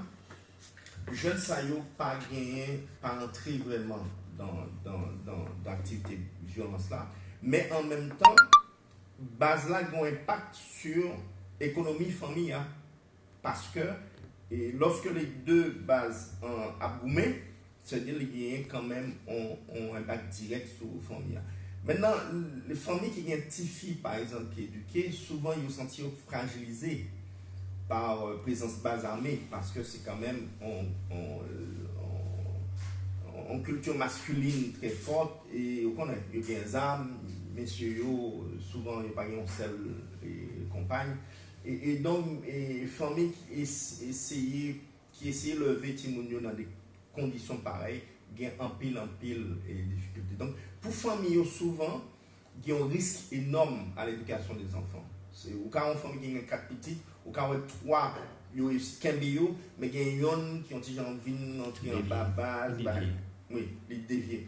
Donc, pour famille en général, et présence en base armée, c'est un risque énorme pour l'éducation. Surtout si c'est des petits garçons, des garçonnets que vous avez. Donc, il y a un impact négatif dans le sens que Bazak a vu un facteur attractif, les a attiré et garçonnets. Il y a un impact négatif si parents n'ont pas d'autorité sur Timounio. À un moment, ça pas ouais, c'est dans base Timounio plus facilement qu'à marcher. Mais activité qui a fait dans le quartier défavorisé par groupe armé ça M. Kalpas. Il y a un peu le plein dans la rue. Il y a des phénomènes agissement groupe armé il y a même effet sur l'autre zone en voisinage. Surtout les gens qui vivent là en milieu côté ces classes moyennes qui habitent ou bien les gens qui dit qu'il y a plus moyen dans le pays. Vous avez dit que y a l'autre phénomène qui est développé à travers le groupe armé ça. Vous pas au courant de ça? Comment ça? L'autre phénomène qui a porté à tête à fonctionnement, l'autre famille qui pas et qui pas précisément vivre. Oui, forcément. Par exemple, déjà, il y a la par exemple, vous parlez de cas d'enlèvement, par exemple. Oui, et pas, c'est pas tout groupe armé qui est dans le kidnapping. D'accord? Le kidnapping là, c'est un phénomène que nous voyons là avec tout groupe armé. Donc, question de kidnapping là, est beaucoup plus complexe. Il n'est pas simplement une question de groupe armé. Il y a un peu de groupe criminel qui n'est pas forcément dans la base d'un quartier. Il y a simplement des groupes criminels, ils mettent ensemble des armes pour les faire coup. Mais il n'y a pas de base armée. Ça, moi, les bases là, c'est des groupes qui là depuis longtemps, depuis 20 années, qui ont 15 ans, qui là, ils connaissent l'autre, ils fonctionnent ensemble.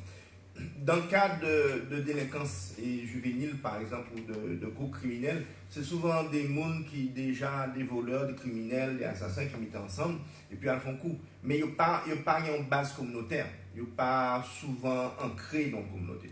Maintenant, il y a des bases armées qui dans ce type d'activité. Ça. Mais ce n'est pas tout.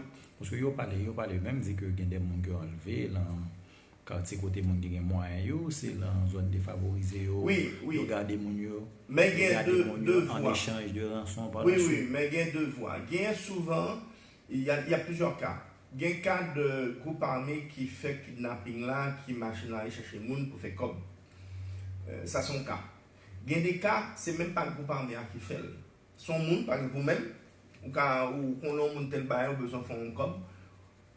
Vous mettez avec ce jeune homme là, et puis vous kidnappez les gens là, et puis comme vous n'avez pas côté caché qui va aller, vous passez un deal avec base là. Vous dites base là, et bande $10 000 américains, je vais parler. Ou juste vendre un cas pour l'autre base américain. Il y a un pile cas de gens qui partent dans la base là même, qui prennent mon en dehors, qui rallient dans la base là, et qui passent un deal avec base là. Donc ce n'est pas forcément systématiquement que c'est base là qui fait kidnapping. Non, mais M. Kalpas, ce n'est pas ça nous dit, non? Nous juste relater ça, nous entendons, nous avons dit dans la rue. C'est ça que fait aujourd'hui, nous choisissons d'inviter un monde qui est dans le milieu, un monde qui travaille dans le domaine pour venir éclaircir pour la famille. Parce qu'il y a des bagages, nous avons dit des fois, pas ça tout. Oui, c'est souvent parce que c'est plus facile de penser les gens aller, bon, c'est plus facile d'aller l'été dans tel côté, c'est plus facile de dire c'est mon zone là qui te kidnappe. Alors que souvent c'est peut-être dans l'autre groupe qui prend et puis qui dépose dans le quartier pour faire un deal avec Bazar. Donc il y a plusieurs cas de figure différents. Mais le fait est que. Mais quand même, ça c'est genre de. Agissement ça a provoqué une souffrance. Quand même, Bazla a contribué dans la famille en souffrance. Oui, absolument. Bazla, son bail est encore à double facette.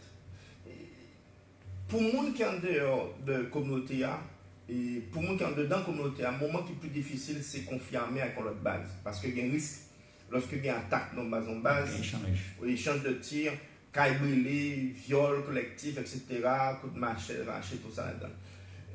Lorsque pas de violence armée, moun yo ka fonctionner dans le quartier. Au contraire, souvent, base yo bail sécurité, il y a des quartiers qui ont la ville la nuit, c'est-à-dire la nuit, moun yo ka dehors, bien manger, parce que base là, moun yo pas de monde qui a venu envahir base. Pas d'inquiétude parce que base là a sécurisé. Base là qui a sécurisé. Dans le moment de paix, on peut aller dans les quartiers. C'est pour ça qu'on n'a pas été à l'heure, on a dit que des fois, base là, il veut l'État. Oui, c'est ça lié. Maintenant, dans le cadre d'instabilité et surtout d'instabilité politique qui vient tout le temps méli-mélo, ou quand il y a un phénomène kidnapping là, effectivement, qui touche tout le monde, surtout le monde qui est moyen, classe moyenne, classe bourgeoise. Et à un moment, ça, c'est un mélange de tout. Hein. Ce n'est pas seulement base là qui est dans le kidnapping, et ce n'est pas toute base qui est dans le kidnapping. Il y a aussi des gens qui simplement utilisent l'opportunité pour faire business, pour faire comme. Mais vous racontez que il y a une base qui va supporter, genre. Oui, il y a une base qui va supporter. Il y a une base qui part entrer là-dedans. Il y a une base qui interdit dans le groupe Li. Il y a une base qui même interdit mon le voler dans le groupe Li, dans la rue. Mais il y a une base qui dit ces mouvements, ces révolutionnaires, c'est des victimes sociales que vous avez, juste à revendiquer pour forcer l'État à atterrir dans la zone Bayoua. Oui, récemment, et nous avons un phénomène ça avec G9 là.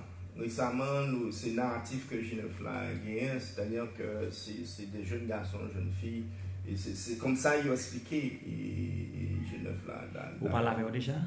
Moi, j'ai rencontré plusieurs dans les années que j'ai passées sur le terrain. J'ai rencontré plusieurs membres de Vous t'es rencontré avec eux? Oui, j'ai rencontré des membres de G9 là même. Mais les amis de Genève? J'ai rencontré avant, j'ai rencontré pendant G9 également. Okay. Plusieurs d'entre eux m'ont rencontré pendant que ils constitué comme G9 également. D'après ce que discuté avec eux, est-ce que la famille a garanti qu'il n'y a pas besoin de peur de Mounzayo? Bon, et moi tourné dans certains quartiers, moi j'ai la vie qui reprend, par exemple Matissan, ou senti gagner une vie qui reprend dans Matissan, côté qui pas te gagner. Vous estimez que Genève là pour beaucoup? Oui, parce que sont ententes. Oui, absolument. Oui. Les activités. Parce que sont ententes entre toute base et Matissan. Donc, comme sont ententes entre toute base Matissan, ils favoriser qu'on cesse le feu. Et c'est pour ça que je dit c'est une forme de résolution de conflit. Parce que ils favorisent cesser le feu. Ils favorisent qu'il y ait une reprise de quelques activités économiques. Mais même dans certains cas, il y a des familles qui retournent dans le quartier. Il y a des zones qui étaient bloquées, comme dans Beigne, par exemple, et dans Matissan, ou Dédale prolongé, ils étaient totalement bloqués. Moi, CNE, ils font travail pour débloquer là. Donc, c'est-à-dire qu'il y a des machines qui circulaient de nouveau dans des zones côté machine, pas de circuler du tout pendant plusieurs mois. Avant ça, M. Kalpas, même qui sur le terrain, pas de constater que c'était vraiment difficile. Là, nous rendons compte que un camion, par exemple, on regarde des routes qui fait Matissan, qui passe pour mener dans le sud, dans le grand sud. Je veux dire, il y a des intrants qui passent sortis en termes de matière première qui pas gagné. Oui, absolument. C'est deux pauvres étapes sortis. Absolument. Conflit entre groupes armés, ça a empêché de manière radicale. C'est pas seulement ça. Il y a des camions qui étaient volés, il y a des camions qui étaient détournés, il y a des conteneurs qui étaient volés, il y a des gens qui étaient cailloux.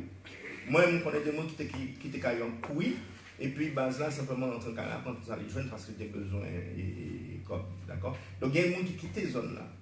Il y a des marchés qui viennent dysfonctionnels. C'est dans période ça que Romulus qui vient vider quasiment de tout habitant. Donc ça veut dire que c'est une période qui est une période très difficile. De terreur. Oui, c'est une période mais il était surtout difficile pour les gens ordinaires qui vivent dans une zone là et qui subit en fait de plein fouet et impact économique et social, psychologique. Il était difficile pour tout le monde parce qu'il y a des professeurs d'école qui enseignaient dans le quartier, mais qui ne pas vivre dans le quartier. Donc pendant une période de violence armée, il n'y a pas accès. Maintenant, avec la fédération ou cessez-le-feu en tant que vous gagnez, finalement, je ne vais pas dire qu'ils résout le conflit, mais ils résout la violence armée. Donc du coup, et les bails ont possibilité, ont ouverture pour que la vie reprenne dans beaucoup. Alors la vie reprend timidement. Et c'est vrai que je dis, ou qu'à traverser Matisson, avec Carrefour, Jacques Mel, la plage Sourlé. Et le risque là pas aussi énorme actuellement que tu gagnes 3 ou 4 mois de ça. Donc c'est quand même une ouverture, pas dit fantastique, mais c'est quand même une petite ouverture qui pour les gens qui vivent dans le secteur non formel là. Est-ce que ça peut résoudre le problème mounio? Non, moi je doute fort que tant que l'État va prendre en responsabilité d'améliorer les conditions de vie dans le quartier, on va toujours gagner ça. Monsieur Calpas, si nous comprenons entre les lignes, famille, si mon yo ka retourner à l'école, si business a commencé, oui. Parce que il y a quelques groupes armés qui étaient bien confiants entre eux, quand même ils finissent par joindre un porte de sortie.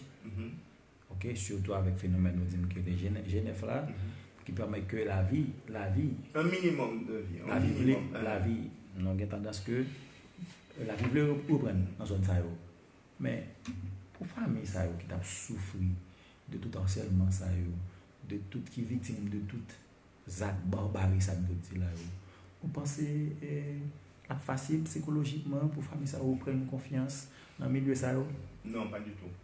Et il y a toujours un traumatisme. Il y a toujours vivre dans la peur. Ensuite, il y a plus fort famille dans le quartier, ça y a une expérience déjà de la paix, il y a quelques années. La paix qui retrouve encore. Donc, en pile, il y a un doute. C'est-à-dire, pour eux, c'est juste 2-3 mois que la vie reprend. Donc, il y a toujours un doute. Est-ce que la vie va reprendre de manière définitive? Il faut comprendre tout que plus fort monde qui était dans le quartier, même pendant le conflit, violence là, c'est des gens qui n'ont pas de choix. C'est-à-dire c'est des gens qui étaient prisonniers, c'est-à-dire ils n'ont pas de l'autre côté, ils n'ont pas de famille de l'autre côté, ils n'ont pas de moyens pour faire mes cas, c'est tout à fait là. Donc souffrance là 10 fois plus dure pour eux. Donc reprise d'activité, certes, ils ont sorti, ils ont mis un petit qui va dehors pour vendre des petits bails. Il faut peut-être essayer de faire un effort pour terminer l'école, si les professeurs viennent, si ils ont moyen tout. Mais il n'est pas changé en termes d'impact sur le monde, sur le monde lié, sur la capacité pour lui préparer l'avenir. C'est-à-dire, ce n'est pas des gens qui peuvent imaginer l'avenir autrement qu'au jour le jour. Donc, il n'y a pas de secours ça. Et pas de pile organisation qui travaille dans ce secteur ça. Monsieur Calpas, où sont parlé de culture, de la paix, de la non-violence, j'en parle de famille là. Comment pensez-vous que les familles, ou même que sur le terrain, comment pensez-vous que les familles sont capables de contribuer pour maintenir cette paix et cette situation de non-violence au niveau de ces quartiers?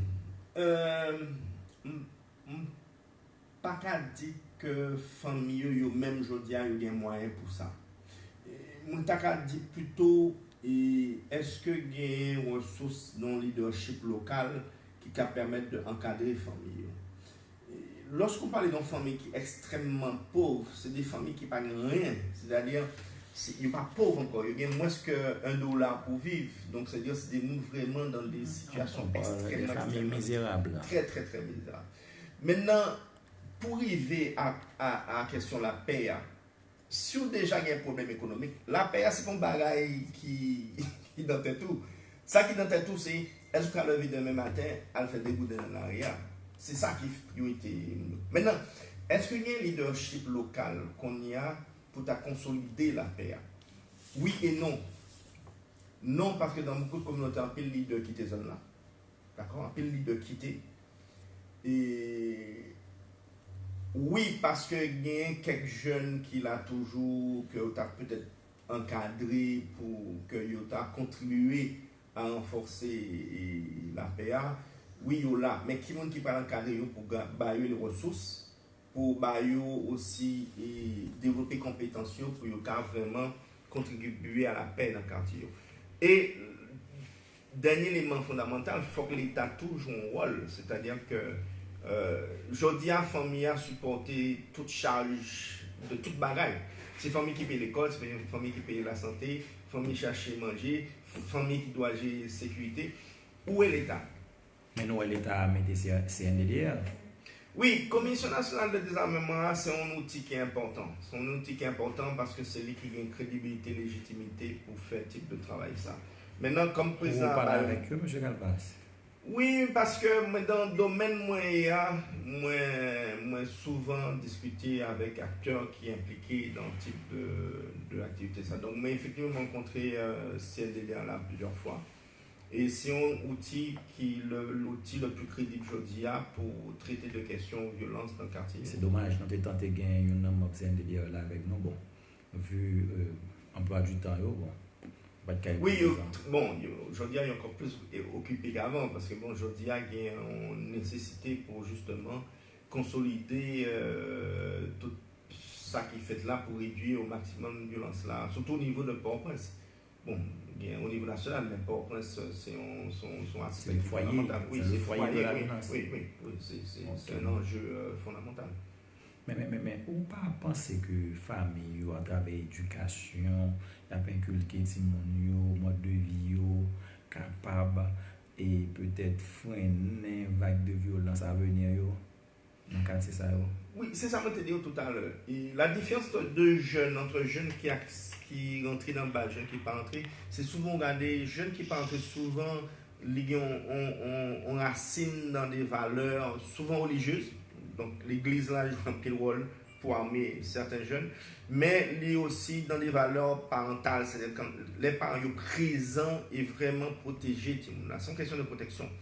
Maintenant, en pile famille, simplement gagner une vision très simple de l'éducation. C'est-à-dire que pour eux, éduquer un petit monde, c'est mettre manger dans cette lit, et puis si les font bailler de travers, c'est battre lit. Mais souvent, battre mal, parce que quand on bat, on frappe un petit monde dans la tête, c'est pas vraiment une sanction, c'est presque un abus. Donc, gagner aussi en démarche même d'accompagnement des familles les plus vulnérables pour un petit peu renforcer la cohésion sociale à l'intérieur de la famille. Et c'est une des approches les plus nécessaires dans la communauté aujourd'hui, parce que finalement, lorsqu'on prend une communauté vulnérable, basse communauté, c'est les différentes familles qui occupent cet espace-là. Donc, pour que les familles vivent ensemble, pour créer une communauté qui est forte, il faut à la base qu'à l'intérieur de la famille, il y ait une force, même il y a assez d'énergie à l'intérieur pour que là refléter dans la communauté. Donc, quelque part, il y a un travail pour faire au niveau de famille, au niveau de transformer même relation papa-maman, transformer les relations maman-timoun, papa-timoun, et transformer les relations entre les enfants même de la même famille. Donc c'est un travail, oui, d'éducation qui est fondamental, mais qui va faire ce travail? C'est-à-dire qu'il faudrait que ce soit l'État qui mette en place des mécanismes à travers les écoles, à travers une politique publique pour la famille, etc. Ce qui n'existe pas encore.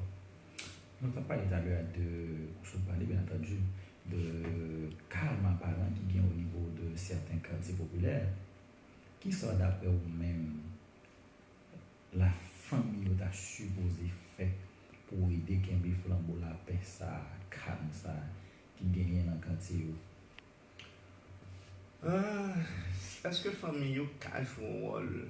Ça, c'est une question. Parce qu'en fait, question posée là, c'est comme si vous suggérez que la famille a joué un rôle. On va suggérer, nous demandons. Est-ce que vous avez qui sont pensés faire pour contribuer à la situation au niveau de paix, culture non-violence qui gagne dans la zone, et je dis de manière apparente. Bon, parce que M. Calpas, c'est même petit. Oui. Ton nièce, neveu qui l'ont groupe armé. C'est ça que fait demander. Chef de famille eux-mêmes. Qui rôle le cas, comment ils sont capables d'apprendre même, comment ils sont capables de contribuer.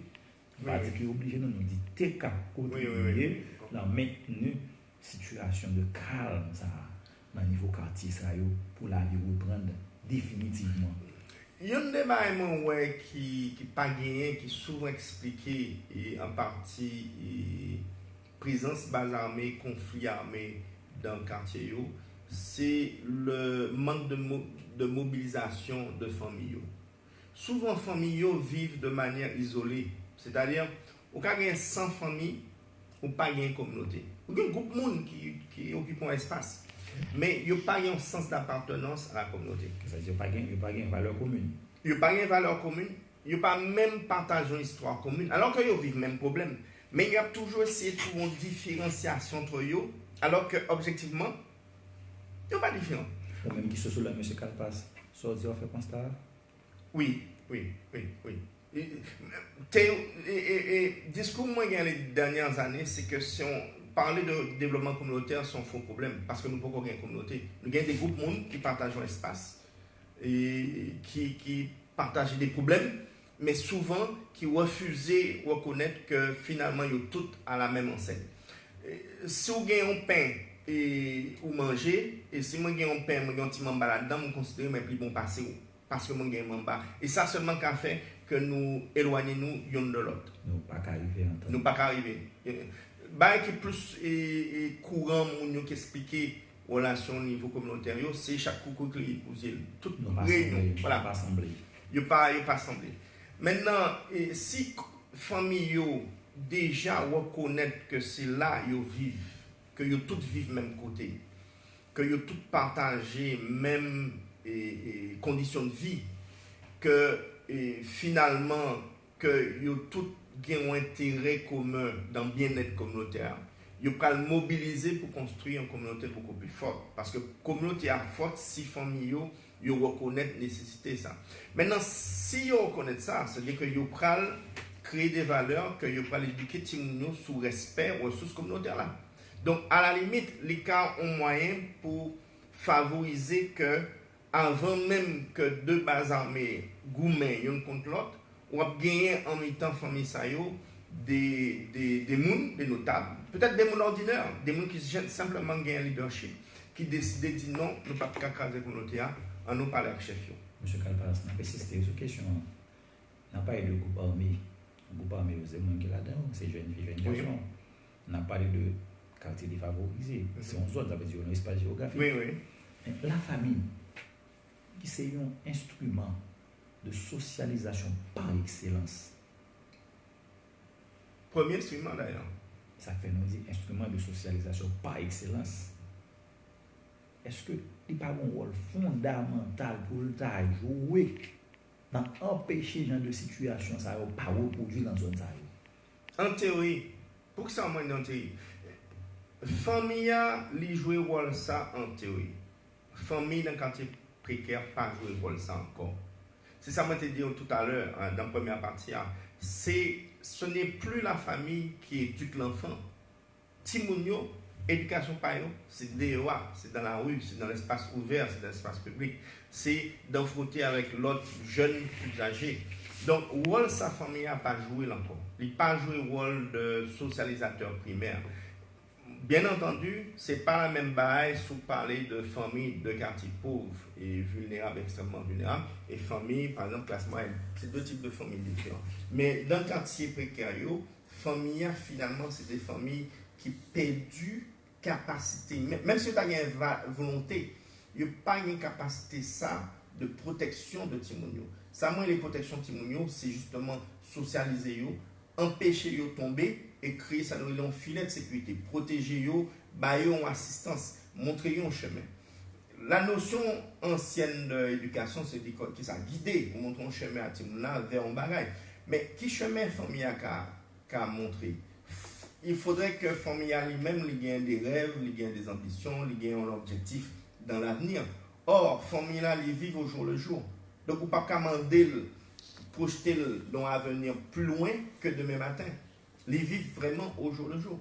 Donc, qui ça les prend l'apprendre Timna? Ça les connaît. C'est-à-dire, le temps court, demain, et gérer Tikobla tous les jours, et puis essayer et faire place pour demain qu'ils ont qu'à gérer et famille autour. Donc, famille les-mêmes aujourd'hui, la famille nous gagne dans le quartier populaire, dans le quartier précaire, ils n'ont pas gagné capacité ça encore. Ils ont trop coup les 10 dernières années de crise en crise, cherté de la vie, inflation, crise politique, violence armée, tout coup ça il réduit en pile les capacités de famille à répondre. Sinon, il est résilience là. Il est tombé, il n'est pas qu'à le vendre. Oui, M. Kalbas, tout de suite avant de poser pour la prochaine question, et nous avons des gens qui ont écouté nous à travers live Facebook, qui ont suivi nous, et nous disons merci le fait que vous avez toujours été fidèles à l'émission. Je salue Yeshua Jemmy Antoine, Jerry Alcino, Jefferson Alcino, je salue Lunaire d'Orcellus, je salue tout le monde qui toujours écouté nous, et Pierre Richard Francisque, et sont série de monde qui très très fidèle à l'émission. Nous disons merci, Maître Nicolas Bern, nous disons merci. Tout le monde qui écoute l'émission, ça, toute famille, notamment toutes les familles haïtiennes. Donc, on est à côté de nous. C'est une émission qui est très accrochée avec elle. Parce que nous avons toujours dit ça. C'est peut-être l'une des rares stations radio qui est pensée à mettre une émission qui a traité de la famille et qui a fait la promotion des valeurs familiales. Comme moi, je fais longtemps en Haïti, au compte de l'autre radio, autant des signaux FM, au cap, on rend compte que c'est peut-être radio qui a parlé, l'autre station sérieux qui a parlé de la famille, mais ils ont station de radio, une station de radio, pour ne pas dire c'est seul, une station sur toute la bonne FM qui gagne une émission spéciale qui traite de la famille. Monsieur Eric Kalbas, j'en ai parlé là, et vous connaissez l'enquête des femmes favorisées, c'est la majorité de la population concentrée, et t'as semblé que l'avenir société haïtienne est très hypothéqué, j'en ai parlé là. Bon, si vous regardez l'évolution de la société les 20 dernières années, au cas où nous pas en direction vers un changement positif, au contraire, nous avons tous les signaux actuels d'une crise qui est imminente et qui a mené à une catastrophe. Mais bon exemple, quelques jours, j'étais à la Saline. Qu'est-ce qui peut se frapper dans la Saline? C'est entre 20 et 30 petits gens qui ont traîné dans la rue. Des petits gens qui ont entre 7 et 12 ans probablement. Qui traînait, c'est-à-dire, ils sont juste là. Et il n'y a pas aucun adulte autour pour guider eux, pour organiser quoi que ce soit avec eux. Donc c'est ça le futur.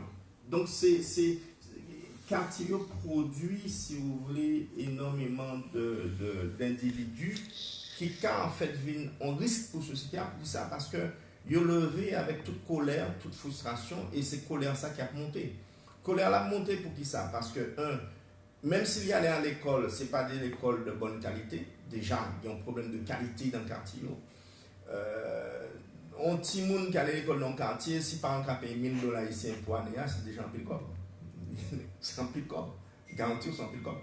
$1000 bien $1000 ici, 5000 gouttes. $1000 ici. 5000 gouttes, si les paye 5000 gouttes pour année, c'est déjà un pile corps.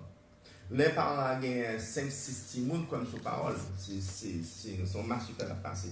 Donc, gagner un petit monde qui a un décrochement scolaire pour ça parce qu'il n'y a pas de suivi, gagner des interruptions, pays l'ordre, violence, etc.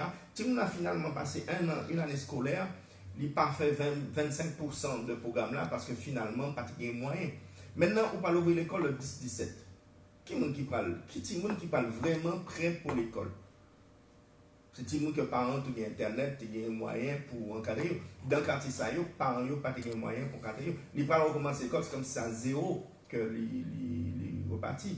Donc, tout le monde sait, demain, quelle alternative vous laissez? Forcément, base là, vient une alternative.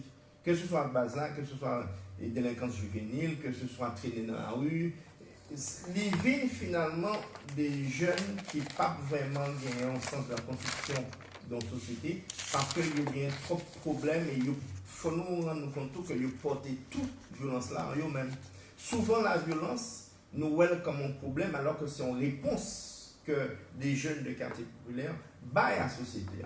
Son réaction par rapport à la violence qu'ils ont subie et par rapport à l'abandon qu'ils ont ressenti, l'abandon de famille, l'abandon de la communauté, l'abandon de l'État.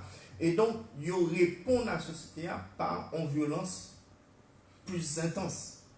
Et donc, si on laisse en fait des familles qui ont perte de valeur, des familles qui commencent à être perdues, et que pas gagné vraiment aucun encadrement qui fait, demain, on va bien exactement le résultat de ça que vous gagnez, je veux dire, ou pas bien l'autre résultat demain que ça, malheureusement.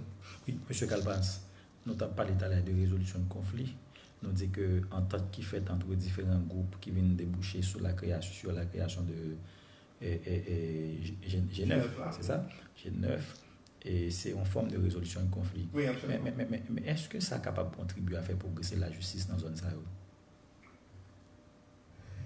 tout dépend, et si vous parlez de justice formelle, tout dépend de qui Jean l'État va répondre à ça.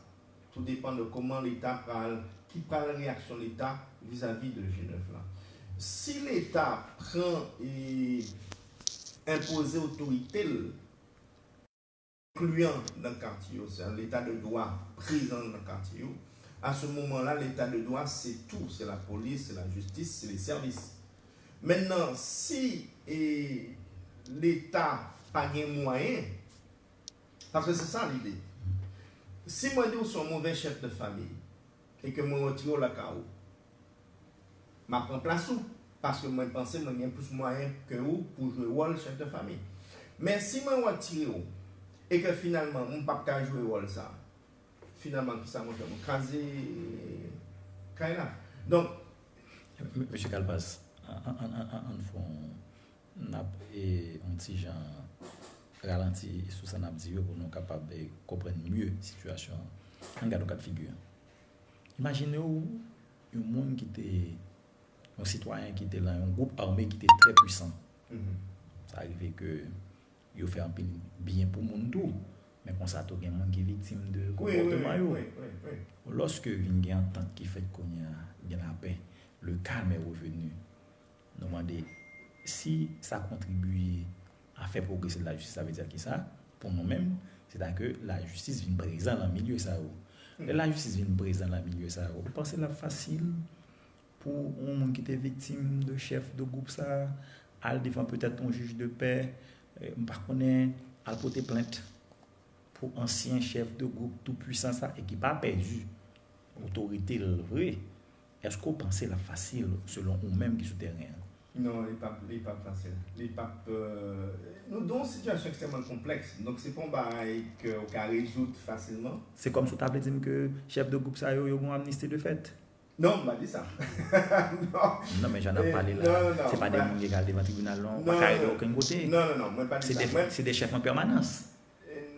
Bon, yo chef. C'est-à-dire que pour être un chef, il faut que vous traitez, c'est-à-dire qu'il faut traiter question.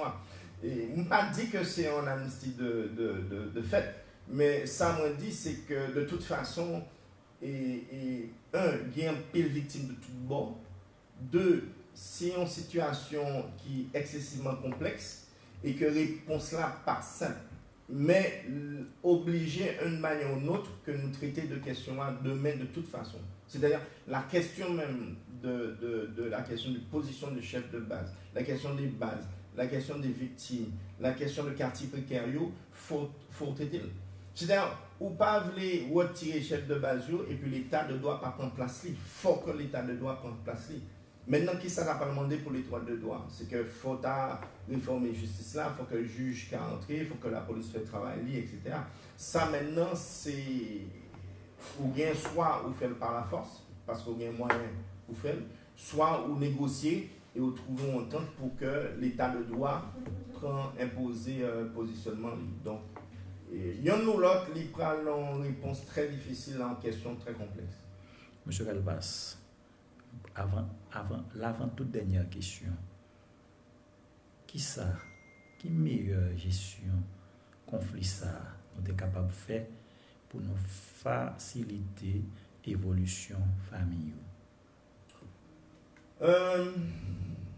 Premièrement, il faut nous comprendre qu'il y a des problèmes de familles qui vivent dans le quartier précaire, c'est le système social haïtien.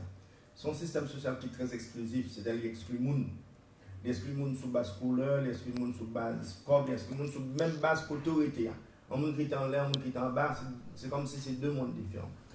Donc déjà la base pour résoudre un problème qui est profondément ancré dans les gens société à fonctionner depuis quasiment 200 ans, et premier là, il faut qu'il y ait un dialogue national. C'est-à-dire, ce n'est pas une question qu'un homme politique, un groupement d'hommes politiques à résoudre, il faut que c'est une question que tout le monde chita sous table, incluant le monde qui est dans le quartier populaire. C'est-à-dire, il faut que vous, comme acteur politique, que vous chita sous table là, à même gens que tout l'autre. Donc déjà, sous déjà arrivé à créer espace de dialogue ça, et que Mounio dans le quartier populaire, ils sont sortis de marginalisation, que ils viennent discuter tout, et dit même type de société nous besoin, ou déjà il y a un premier élément de résolution de conflit. Maintenant, à travers le dialogue, ça, il y a des questions difficiles, questions et justice au Paléa, questions de chef de base armé au Paléa, questions de droits victimes au Paléa. C'est des questions qui sont très très complexes et qui pas une solution simple.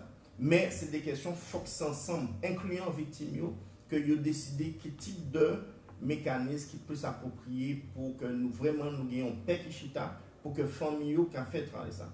Mais en même temps, il faut nous reconnaître que les familles qui sont plus vulnérables n'ont pas gagné les actifs nécessaires pour faire le travail de protection timounio.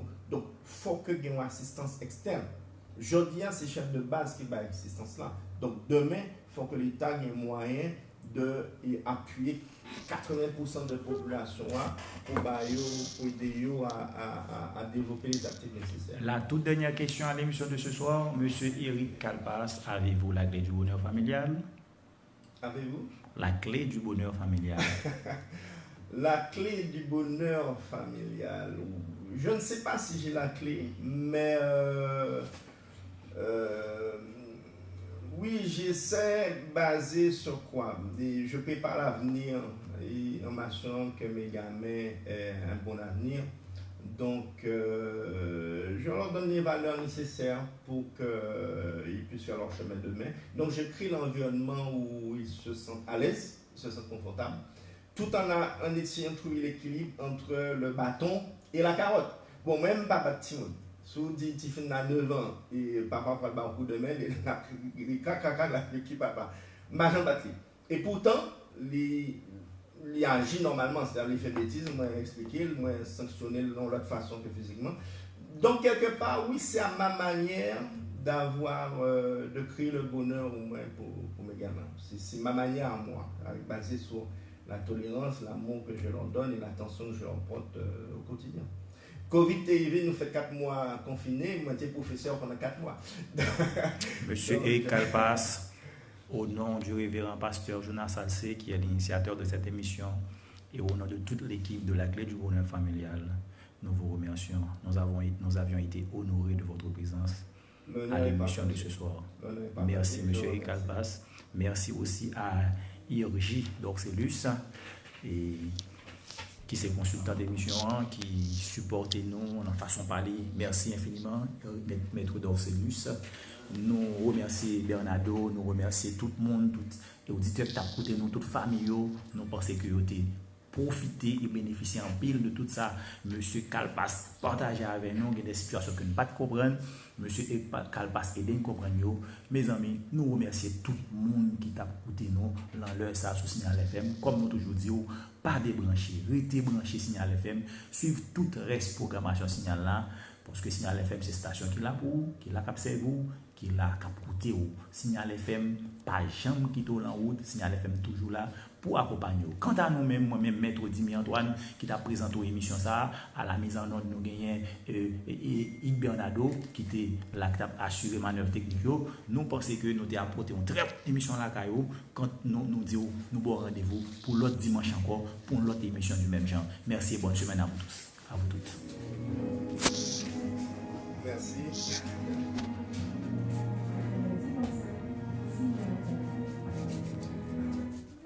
Mais on n'a pas d'organisation encore.